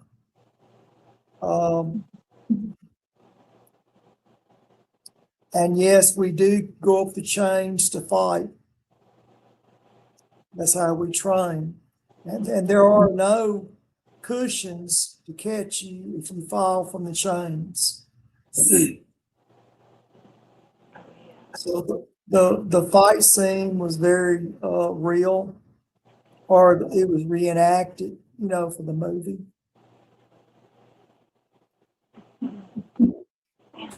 Well, but see, like you guys, when super soldiers are trained, Jimmy, it's almost like you feel no pain. It's like everything. We talk about super soldiers in a cryptid sense here on the channel all the time, right? We're always I talk about the possibility of dogmen and even Bigfoot, but mostly dogmen, werewolves being used as super soldiers, Jimmy, and actually maybe even having some kind of human, animal human kind of DNA and stuff. But like these things are actually assets of some kind of paramilitary group, maybe the government. I don't know. Secret space programs. I mean, even the dogmen have been seen in spacecrafts and stuff. But I would think that they are being bred and made to be the ultimate soldier, just like the humans are. Well, there's really not a whole lot of difference. I think what was going on during James's time, they had more control over soldiers than they had over us. Because like I said, everything is based off of us. They just simply copied it and put it into other programs once we were maxing out.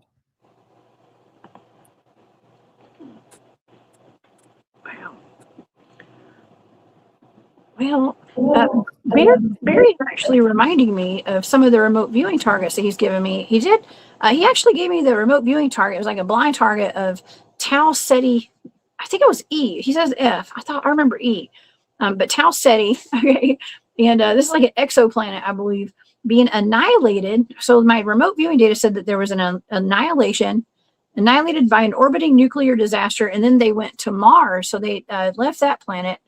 And they went to Mars. And then it seems like the same thing happened to Mars. I believe the same thing happened to Mars. And then people on Mars came to Earth, Jimmy. I don't know. What do you know about that? Jessica, I try not to comment too much on that because one, as I said, we still hadn't figured out what is all in the Mars library, you know. It's a real slow process. And we have information is being put out there tonight, and they're running full throttle.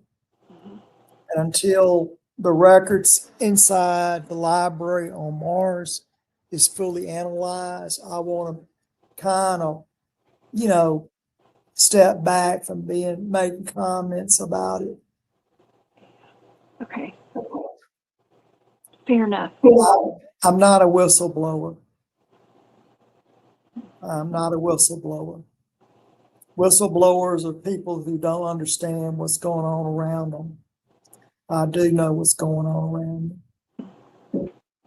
I'm not talking to the public. I'm simply speaking. I'm giving the oral history tonight, and I'm looking for a corporate sponsor. I'm not a whistleblower. Jimmy, how can people help you find a corporate sponsor? And what do you need a corporate sponsor for? Well, I want to go back and search for my children in Area 51. And the best way to do that is to get an aerospace company to sponsor me. And then when I'm on my free time is what I'll search on my own. I have Vulcan children. Right. I'm not here to stir up any trouble with the military or the industrial complex. I'm not here to make any political statements. I'm just doing my thing in my time.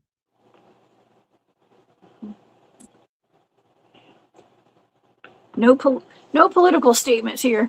Okay. I mean, I always absolutely thoroughly enjoy all these shows we do, Jimmy, and I think that it's wonderful that, you know, a lot of us have always suspected there's a lot of soft disclosure, real life events that are being shown to us in some of these sci-fi movies that we grew up with. We grew up loving, watching cult classics, as they say, and it just gets more weird every day, Jimmy. With the more, I guess, the more information that's coming out and the more disclosure that you're giving us, it's almost like you're answering some questions for us that we didn't even know we needed to answer, that we needed to ask. Well, Sue Ford, that is who got into the MK Ultra files.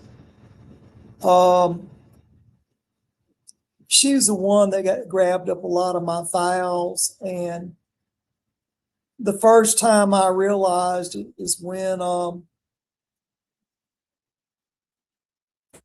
they had a movie come out, First Blood, and it showed Sylvester Stallone falling off the side of a mountain into a tree, and then being shot at, and then throwing a rock and knocking the helicopter down. And I knew when I saw that, I thought, well, why are they doing that? Why did they do this to me, you know? And I had come back from Vietnam, I had PTSD. And see, she was dating Sylvester Stallone, and they took my MK Ultra file and made it to the movie. But I never, the only time that I ever talked to anyone in the movie industry was when Apocalypse Now, and I had come back from Vietnam, and I go to Tahiti, and me and Marlon Brando would walk through his garden, and he'd be asking me questions about what went on, and I told him what was going on, and he was going to make a documentary, not a movie, but a documentary. But Other than that, maybe, some of the, I'm not real sure who gave the information out about Star Trek. Now I gave a little information out on Alien. I went on the set and I was an advisor for Alien 1. But other than that, I haven't disclosed anything. All this was just put out because, see, the movie industry is ready to collapse. And, I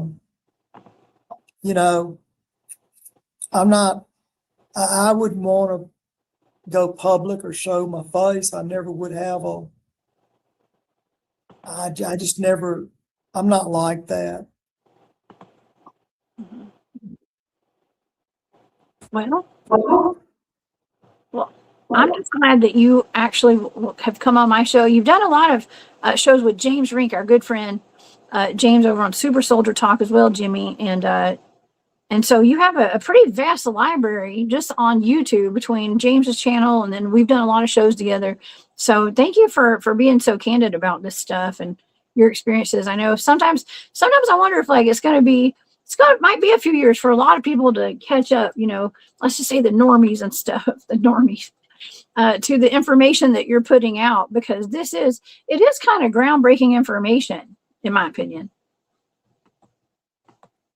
Well, all I'm doing is I'm looking at the movies and correcting them the best I can without the original file being in front of me, Mm-hmm. And I'm just telling it the way it is. And, it's kind of like making a fool out of everybody that cuts TV on, or watches a movie. And I don't like that. I mean, I'm not out. I think it's unfortunate the way that they portray the Enterprise. The Enterprise is not the U.S. Enterprise. It wasn't built here on Earth. It's a Vulcan ship, and all the Star Trek fans. It's run William Shatner's life. The 10-4 Hatters, so when I see how they act around William Shatner, I mean, who would want that attention? I don't. Yeah. I mean, I don't think all attention is good attention. Sometimes I don't know. They say. I mean, that's not what they say in show business. They're like, look, any attention is good attention. So, I don't know. I don't think that personally, but it gets you the views. And today, everything's all about the views, the likes, the subscriptions, all that kind of stuff, Jimmy. It's all about ego, okay, and getting more numbers than other people and all that kind of stuff. So, I don't know. It just depends on, and that's not how you roll, Jimmy. Well, Jessica, when I see these people in these UFO groups and Super Soldiers Talk, all these podcasts and everything, and I look at them and I just have to step back and just, I analyze it, I've always stated right up front that I'm not here to meet your group or go on a touring, a lecture, I saw what happened to Phil Snyder, and see, he was trying to go public. I'm not trying to blow any whistles. I'm just a MIB, an ex-MIB, trying to tell it the way that it was. And if the military ignores me, well, that's fine. I mean, I'm not here to make any movies for anybody. I didn't ask for this, the MK Ultra files being turned into movies.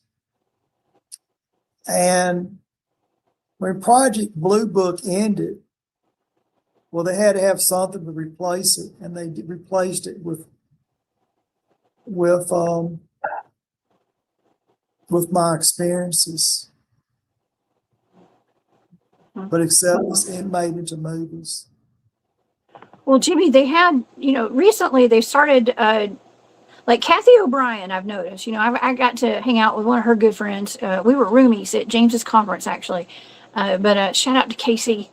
All right. But Kathy O'Brien has been in the forefront of talking about the Monarch programming, the MK Ultra that she endured, and things like that. And that is actually, they're putting that out in like congressional hearings now and stuff, Jimmy. And so, I mean, I personally think that's a good thing, but they're not telling the whole truth, I'm sure, Jimmy, right? Well, I've been knowing Kathy ever since she was 3.5 years old. Now, Kathy was mistaken to be a German child, but we liked her. And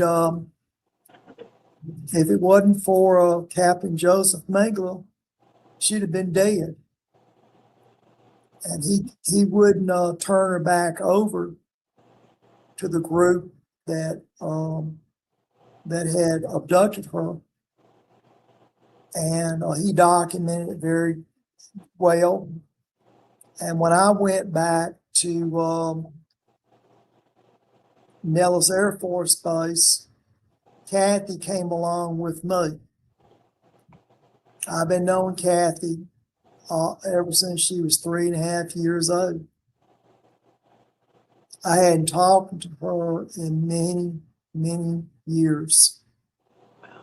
But yeah, she's telling the truth, but German intelligence did not abuse her.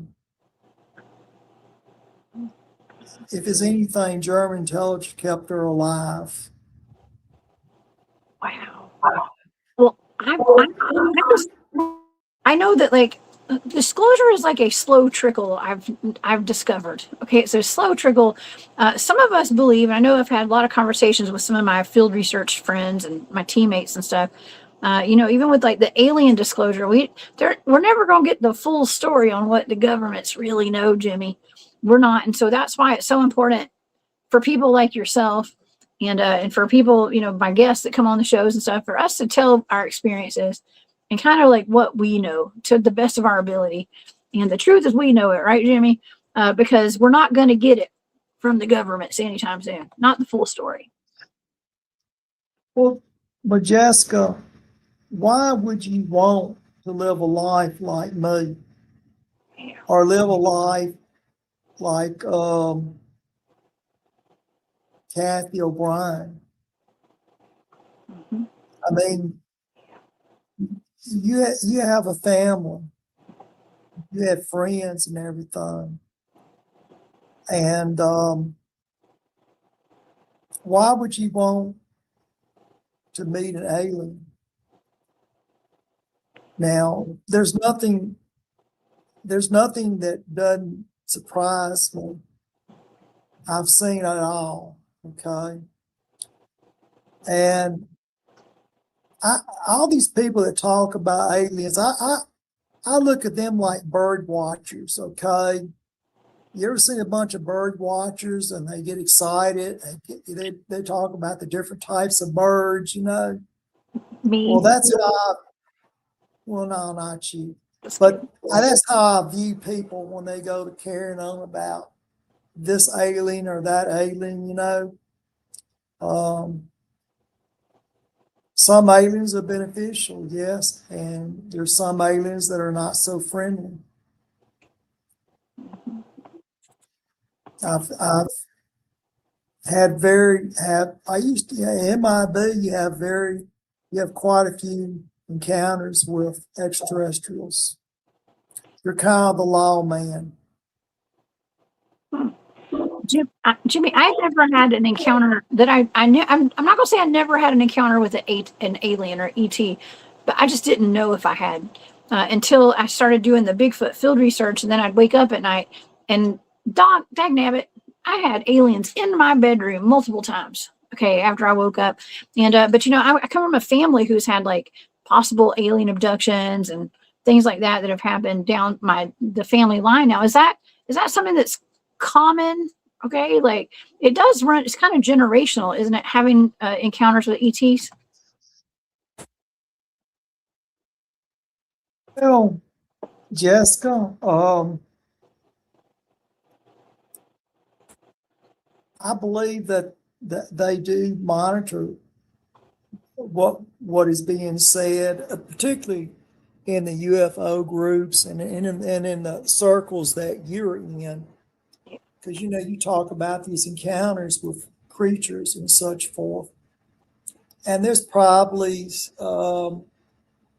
someone or that's observing our conversation tonight. I'm gonna let the government know or the different groups know tonight. I don't give out classified information. If there's anything I talk about, is what's already been in these soft disclosures on these movies. I was very careful never to give James Rink any classified information because he wasn't ready to handle classified information. Now, if and when the extraterrestrials decide, hey, it's time to, step out and go public, I'm with them. And I have no intentions of pulling them out and exposing them. It's, as far as I'm concerned, they're our guest here. And you treat guests, a certain way.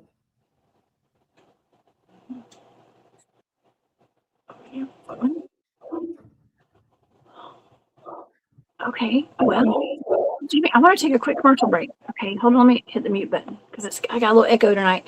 Mad Pax, thank you so much for this super sticker. It says, show Jessica some love, hit the like button, subscribe, leave a comment, and share with friends and family. Mad Pax, thank you so much for your support. That is so sweet of you. I really appreciate that. And also, Michigan Sandman, Roger Dodger. Thank you so much for another. You gave me one earlier tonight, I think. Thank you so much for that as well. I appreciate your support. Y'all are awesome. But yeah, Jimmy, okay, you asked me earlier, would I want to go through what you and Kathy O'Brien have experienced? No, I would absolutely not. Now, it does sound pretty exciting, though. Some of the stuff you've been through, Jimmy, I can't deny that. Okay, like I think a lot of movies have been based off of your experiences, Jimmy, and you have lived a more exciting life. You're one of the few people I know that has had a way more exciting life than I have, Jimmy. Well, Jessica, you have a country. You know what I mean? I have no country. You're not cloned. I'm cloned. Not that I know of. I'm paperclip. You're not. Now, there's people out there that look at you and say, gee, Jessica has an exciting life. Look what she's doing. And you go out and you look at these Bigfoots and these werewolves and such, and blue ETs, and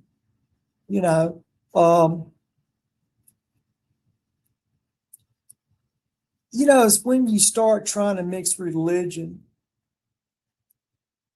like you were talking the other day, that a congregation was going to be, brought out on the disclosure issue.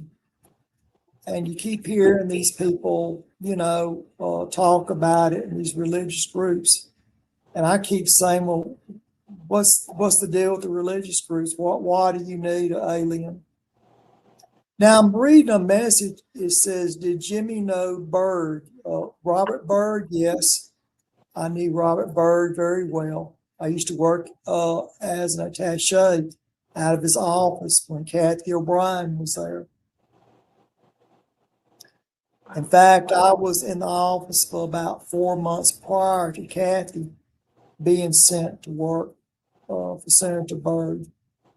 Actually, Senator Byrd was looking for a secretary, and then when she got there, she didn't know how to do secretary work. So I just teamed up with her, and she worked under me for a while. I never had a problem out of Kathy. That's one thing I would say. I've never had one ill word or one ill feeling towards him. I've already got along very well with Kathy. We have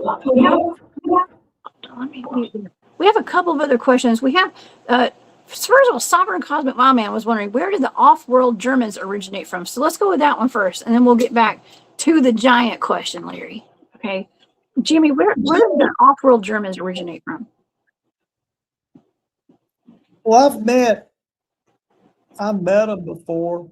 They do wear SS uniforms, and they look amazingly human, except their fingers are rather long, unusually long. Maybe about a third longer than your fingers. Jimmy, I wanted to say something real quick because there was a body that washed up on the shore at Montauk years ago, and it's pretty much been scrubbed from the internet. It was in the newspaper. My friend Brian Minnick, who's a historian of Camp Hero, found the article, and it actually showed a drawing of this body. It looked like a regular human, kind of with a big head. I don't think it had any hair on his body, and the fingers were extraordinarily long. And I'm wondering if that has any connections. They were thinking it may have come from Plum Island or something, but they were wondering. Or I'm wondering if maybe that has some connections with these off-world Germans. No, it doesn't have any connection with off-world Germans. What that was, when we do a teleportation experiment, sometimes things would fall off, and things would fall into the sound there. And this was a hybrid human that drowned. He had 3 fingers, and they were very long. I believe he was black,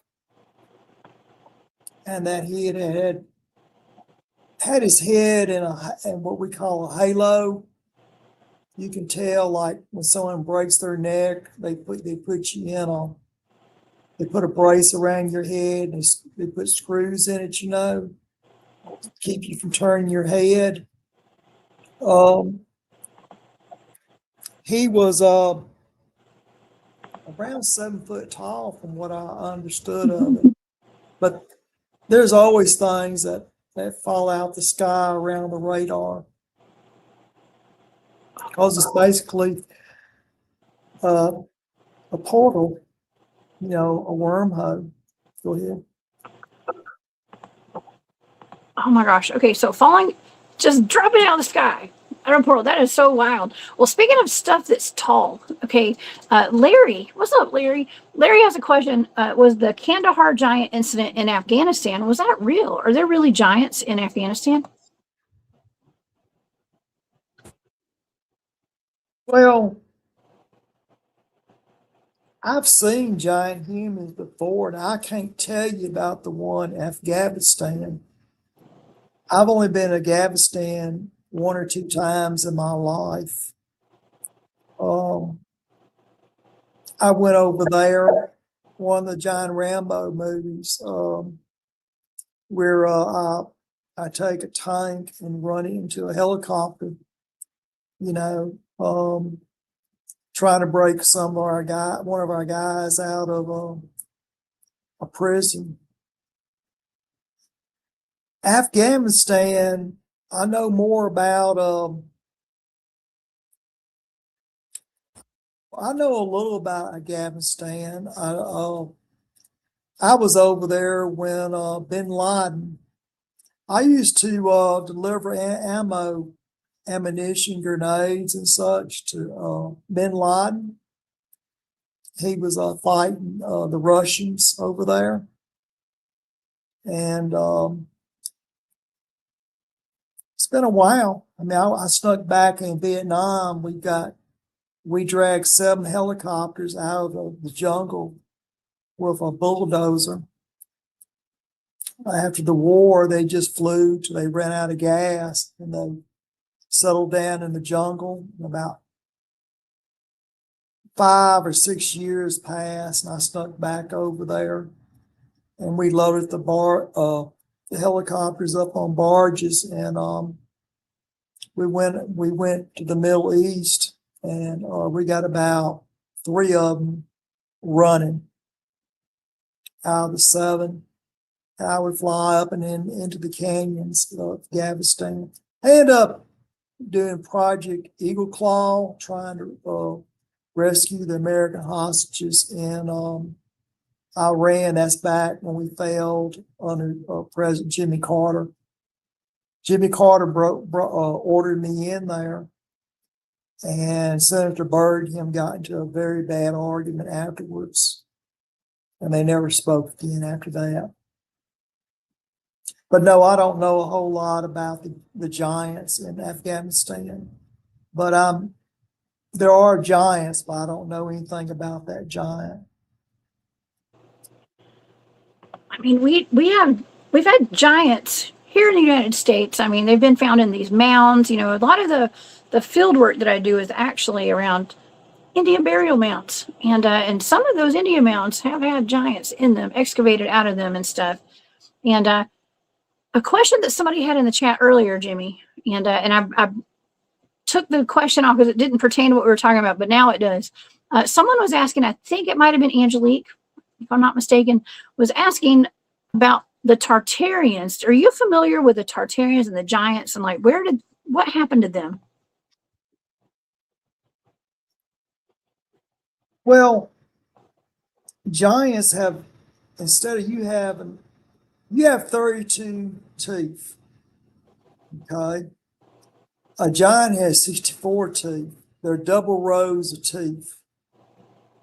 And they'll have 6 fingers instead of 5 fingers, and 6 toes instead of 5 toes. And they can grow pretty large. Okay. Around about 8 feet or more. I've seen them. Now, I seen one time was 30 feet tall. I think he's extraterrestrial. But the ones that are on Earth, I don't think they get over about 8, 9 feet tall. Now you see all these pictures of giant skeletons, much larger. I want to say something. The native Indians are very sensitive about skeletons like that, and demand that those skeletons be reburied on Indian land. So the Smithsonian, all these museums had to take those skeletons out of away from out of display and rebury those remains. Okay. Now, unless it's got double rows of teeth and 6 fingers and 6 toes, that is extraterrestrial. But if it ain't, what was in the Smithsonian museums didn't show double rows of teeth or 6 fingers or 6 toes. They all was just very large humans. Okay. that's how you know if it's true or not. You have to look. Oh, ever since about 1980 is when the museums had to take all that down. In fact, I think it started prior to 19, around about 1975, 70 or 75 was when they took all the Indian skeletons and started to rebury them. There's no conspiracy over that. Now, I never saw one in a museum that had 64 teeth and you know, like I said, 6 fingers. Now, those are not put on display, and those are probably been retrieved for DNA material. Probably, you know, super soldiers are trying to erect a giant, you know. I mean, I think that would make the perfect super soldier, right? I mean, it'd be really big, but if I were the head of a war department, if I was the head of the Department of War, I would want some dogmen. I'd throw in some Bigfoots. I would definitely have a unit of giants. I'd have them positioned all over the world, probably. Okay, Jimmy. Well, Jessica, the bigger you are, the more a target you are, okay? There's a reason why they went extinct. Like I said, a bunch of Neanderthals chased them down and killed them, you know. You can, and Neanderthals can get in those rocks, those big giants can't get in there, you know, flush them out. Well, okay. Well, Jimmy, I had a fellow that came on my show a couple of years ago, several years ago now, and he was a veteran, military veteran, and he said that he was like an anthropologist, right? And what he was an anthropologist, but he said that he worked for the Smithsonian, and he came on my show, Jimmy. He said that he had actually literally touched the bones of some of the giants at the Smithsonian, and in private or like on another show when I was sitting there talking with him, he said that the skulls that he handled had a hole in the back of the head. Like in my mind, like the way that he worded it, I thought he was going to say like they had been shot in the head. Okay. And so that's why I was really itching to get him on the show to come talk about that. But then, of course, the story kind of changed a little bit. I'm not saying he changed the story. I'm thinking I must have misinterpreted the way he said it. But he said that a lot of the skulls did have holes in them now. Well, if you watch Alien 1, now you'll see me crawl on the chair and I'm examining the chest where some ribs have exploded, you know. A face hugger attached itself to a humanoid. But that humanoid was very large, and the scale of it was very accurate in that movie. How large that human was.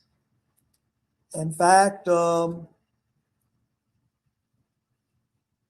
Alien 1 and Alien 2 is based off of me, as well as Pandora. I knew Mr. Weyland personally. I knew his daughter, Susan Weyland. Now, I had mentioned the Weyland Corporation earlier. Now, there's going to be a lot of people in the audience that aren't familiar with what is the Weyland Corporation, Jimmy? Well, they build air modifiers, you know, that's very real. The whole movie, well, some of the stuff about Ripley is exaggerated. The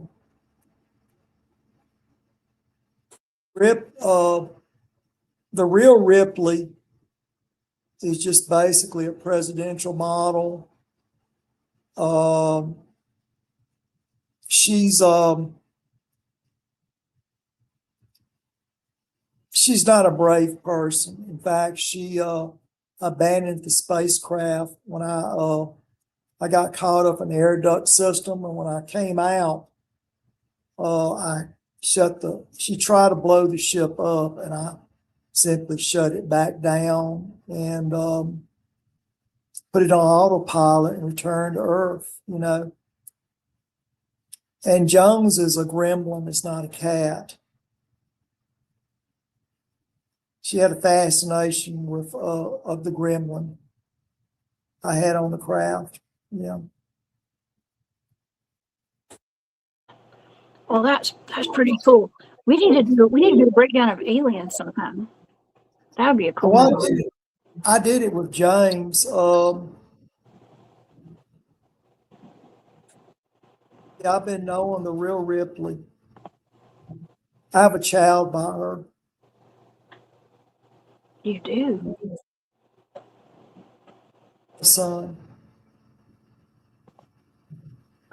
She's a monarch.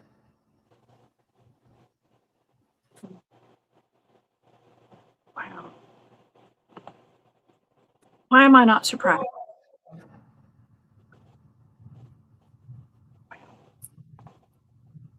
Wow. Well, Jimmy, is there anything left for us to talk about tonight about Soldier, or anything that you'd like to kind of end the show with tonight and impart on the audience? Well, the reason I decided to do Soldier was I wanted to, I keep getting the public, when you try to define a Montauk boy, it's very hard to define them. So what I did tonight was just tell who we are, where we come from, and that there's two separate groups of them. We have my group 2.0, and you have James Rink's group 3.0. Most people know by what James has talked about on Super Soldiers Talk. What I'm doing, I'm just trying to say this is who we are, and this is where we come from during my time. And I'm going to eventually define the Montauk girls. I think on our next movie, I'm going to do a little disclosure on the Montauk girls. That is, we'll have to agree with what our next X-File that we open up would be.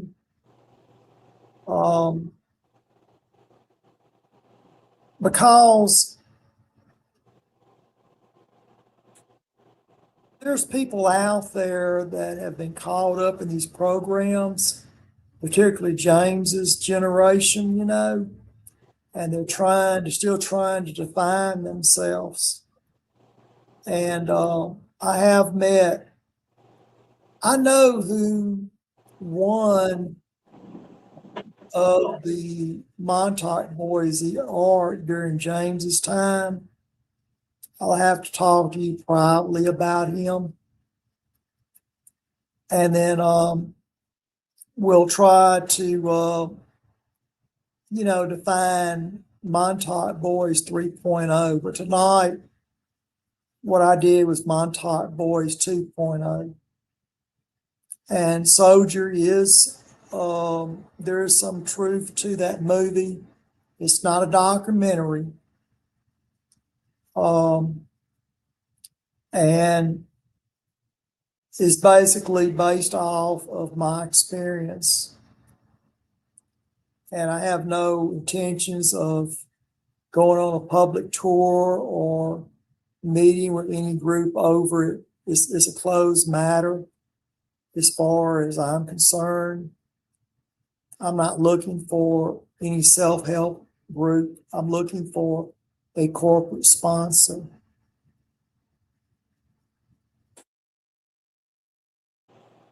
Well, we'll try to help you find a corporate sponsor, Jimmy. So if anybody knows of a corporate sponsor that might want to help Jimmy out, y'all get in touch with me. Okay, y'all can, because I know Jimmy can't get in touch with Jimmy. Y'all hit me up, send a message or something over to me, and we'll help you out there, Jimmy. Okay. Well, I think once in MIB, always MIB. I'm semi-retired now. And I want to find my children, my Vulcan children. I also have a few children by presidential models. So, I'm still here. I'm still hanging around. And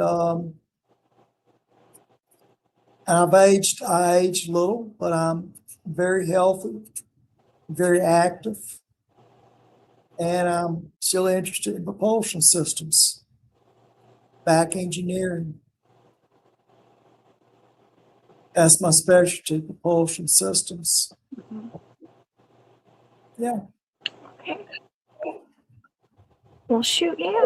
Well, Jimmy, this has been a fantastic show tonight. I thoroughly enjoyed another show with you, and so I think we covered. So the movie tonight was based off the movie Soldier. Went into the soft disclosure behind this, including Project Adam. That's what those children in the beginning of the movie, from birth up until adulthood, being trained as the ultimate super soldiers, and which actually goes into the Montauk Boys and into being super soldiers, living off planet. Actually, the missing 411, the truth behind. And I'm sure that some of these missing 411 cases, they go to different places, but some of them do get taken off planet.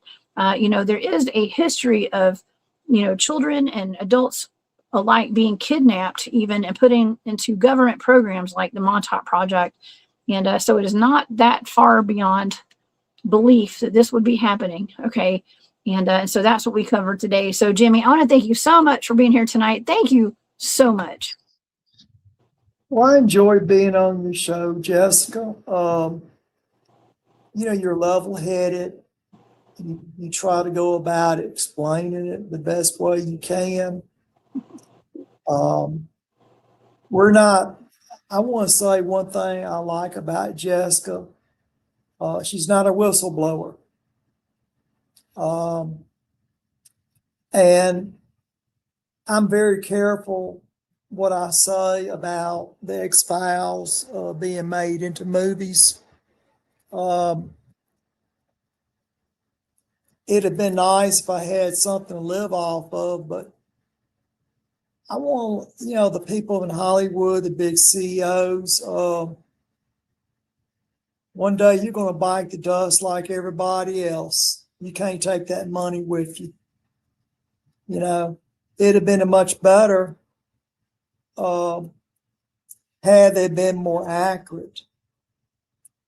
And all the wokeness that's been put into the movies lately, such as Star Trek.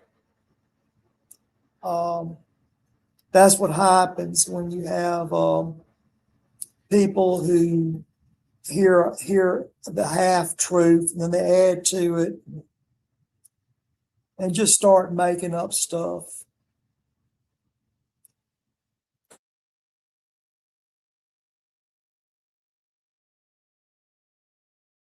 I'm muted. I attribute that sometimes, Jimmy, to like the MK Ultra programming and stuff. Could that be a factor in that? Yeah, believe it or not, a lot of the actors and actresses in Hollywood are heavily into MK Ultra. A lot of them into kinky stuff, S&M. A lot of homosexuality and lesbianism, witchcraft stuff. It's well, pretty soon they'll have AIs, they can have an AI actor. They'll be replaced in a few years. They won't need a live actor. You'll watch simulated TV. So it's burning itself out. It's just taking a little longer. If you keep looking at all the actors when they go up on stage to get their Oscars, always something political or something woke they got to say. But it's that MK Ultra program, that Monarch program, and showing, and I can see right through it. I can see right through it. I can too now, Jimmy. Now that I've been around it a little bit, and I can see it, and I know it, and we see the signs now. That's why I don't watch TV. Okay, I just hang out over here on YouTube. Jimmy, I don't watch a lot of television because I just don't know. I don't believe anything's real anymore. I just don't. I think everything's fake and rigged and all that. So, well, I find it interesting that over 80 or 90 or so films have been made off X-Files and how they, integrated them, X-File like Jeeper Creeper, Star Trek, Soldier, Harry and Henderson's, just Mel's Waters. Well, I don't think they've done one on Mel Waters' Ho yet, but yeah. But like I said, they're running out of ideas, and I'm just wondering if I was to go back, Area 51 will have Hollywood studios hollering,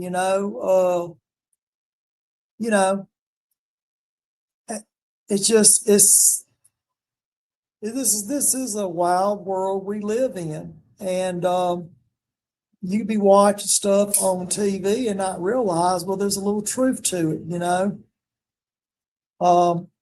if you watch the original Star Wars movie, one of the Ewoks in the movie is real. We filmed one at Area 51. It was a green background screen, and he was on a little scooter, little jet motor scooter, bouncing around, on springs, and you have about 7 minutes of an Ewok riding a jet scooter on Star Wars. Of course, all the other Ewoks are, simulated, AI models, but you have a real ET, about 7 minutes of Ewok in Star Wars 1. Yeah, I was there when they did it. Jimmy, how often do they inject? Is that the word? I don't know. Interject something real inside of something sci-fi, like a real Ewok, a real alien. Like, does that happen often? Not too often. That was a special filming group that went in and did that, and they just inserted it into the movie. The movie producers, a lot of them have been through MK Ultra or either Monarch. Yeah. The producers. The producers. Yeah. And when you work with actors and actresses, a lot of them have multiple personality disorder. That's why they're so convincing when they play these models. That's why they're so convincing. Wow. Because they just go into one of their split personalities, and you're seeing it. Of course, you don't realize it, but that's just what you're seeing. Well, nothing shocks me anymore. Nothing surprises me. And I don't even watch movies anymore, Jimmy. I never watched movies to begin with, hardly. Okay, you can ask anybody. I am the world's worst when it comes to referencing movies. Okay, unless it's Talladega Nights, I don't know it. Okay, but even that one, I don't know. Once you take, what did we say? I was talking to a lady earlier today. I was taking a report on some weird creatures. Let's just say about 10 miles down the road from where I live. And so we were talking, and I was like, look, once you take the red pill, you never go back, Jimmy. Okay. So that's kind of where I'm at right now. It's kind of where a lot of us are. And so and the veil has lifted, and we've got you coming on the show telling us the truth behind some of these movies that are supposed to be fantasy.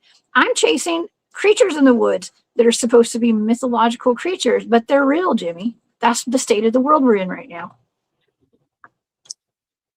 Well, some of the stuff that's going on in these national forests, Jessica, it's just their way of putting a Band-Aid on it. You know what I mean? I'm sure they're aware that you know it. They're just having the biggest time in their life of,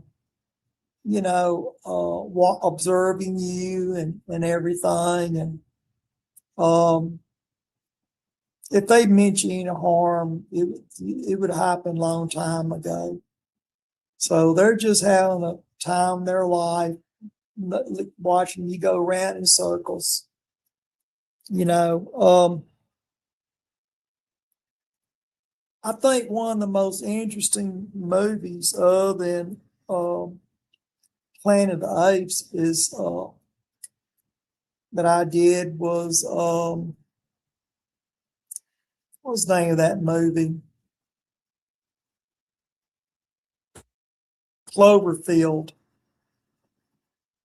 Cloverfield is a very, very true movie. It's so much to the close thing is scary. I actually like that movie, Jimmy.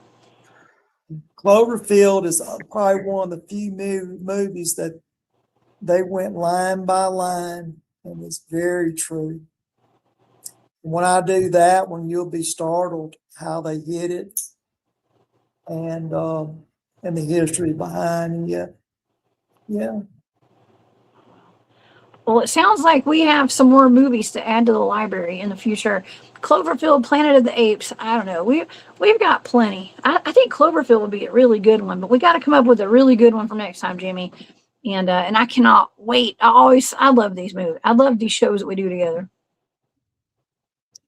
Well, when me and James was doing it, James, you have to show the pictures, Jessica.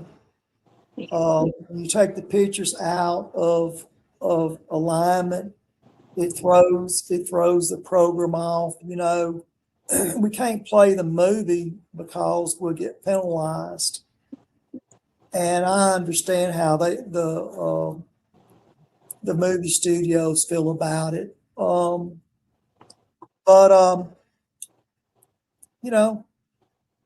I try to stay within the perimeter of the law, and tell people what it's like, in the secret space program. Yeah. Well, awesome. Well, I wanted to pull up the movie poster. I'm gonna call it a poster. It's like a thumbnail for the Soldier movie that we talked about tonight. If you guys want to go check this out, I actually love this movie, and I don't like a whole lot of movies, y'all.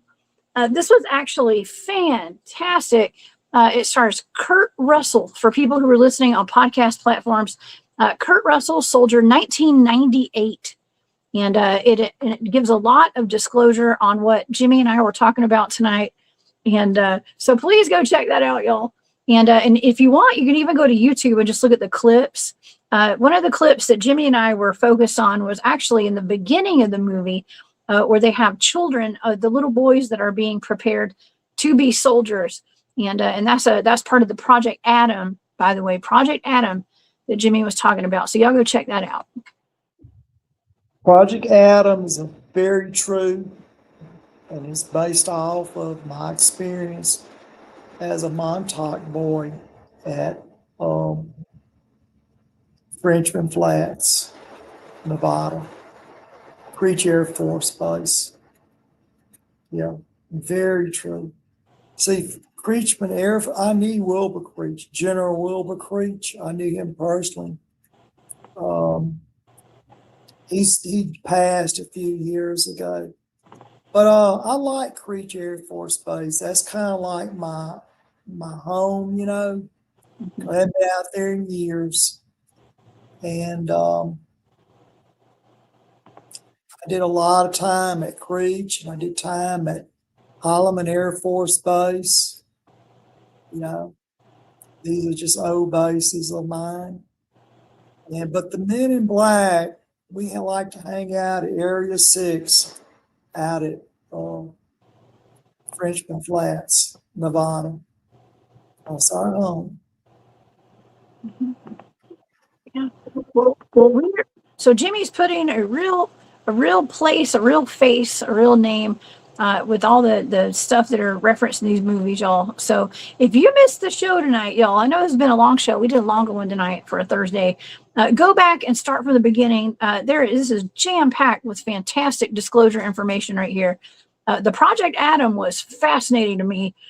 Jimmy and I actually spent, what was that, Monday? I think we spent Monday picking this movie apart, and it was awesome, Jimmy. And so, Jimmy, I can't wait till the next one. We're going to have to make an executive decision on what we're going to do next. But in the meanwhile, thank you for being here, Jimmy. And would you like to leave the audience with anything tonight? Well, I just want to, thank the people that are listening in tonight. There may be some of you who may have answers, questions you want to ask, to these, try to get answers about. I just try to tell it the way that I understand it. Don't get too excited when people start putting out information. This information has been out for years. It's just how you assemble it and present it. And you can take it or you can leave it. I'm not going to try and sell you anything. I got nothing to sell. And I'm not going to go to your UFO group or give you a lecture. If this can help you tonight, fine. But basically tonight I'm talking out looking for a corporate sponsor. Perfect. Well, tonight, if anybody has a corporate sponsor, like we said, y'all hit me up, okay? And I'll send the information over to Jimmy, okay? Well, Jimmy, thank you so much for being here. And man, remember everybody, we are the Disclosure. And I am actually quite honored, Jimmy, that you have chosen me to come over on my channel and do your disclosure here on the channel. So thank you so much, Jimmy. I really thank you, Jessica. I think Super Soldier has found themselves a very good narrator, and I hope it can get reorganized, and there'll be multiple people that can narrate for the Super Soldiers. Oh yeah, there's a fantastic crowd of super soldiers, people who have been parts of these programs. We have several in the audience right now, so I want to thank everybody. I mean, I do a lot of disclosure conferences and events. I speak at a lot of these events all over the country, actually. And Patriot Starfighter, thank you for that comment. Says, now I know Jimmy knows me. He has mentioned too many things I was involved in. Okay, so Patriot Starfighter might know you, Jimmy. And but we have a lot of wonderful voices in these communities, and a lot of and it takes a lot of courage for people to come out and speak on a lot of this. But it seems like the tides are turning. The disclosure is here, and it has been a slow trickle, but right now it seems like it's more like a waterfall right now. Jimmy, what do you think? Well, it doesn't matter to me if disclosure comes or not. I've never been on disclosure up front.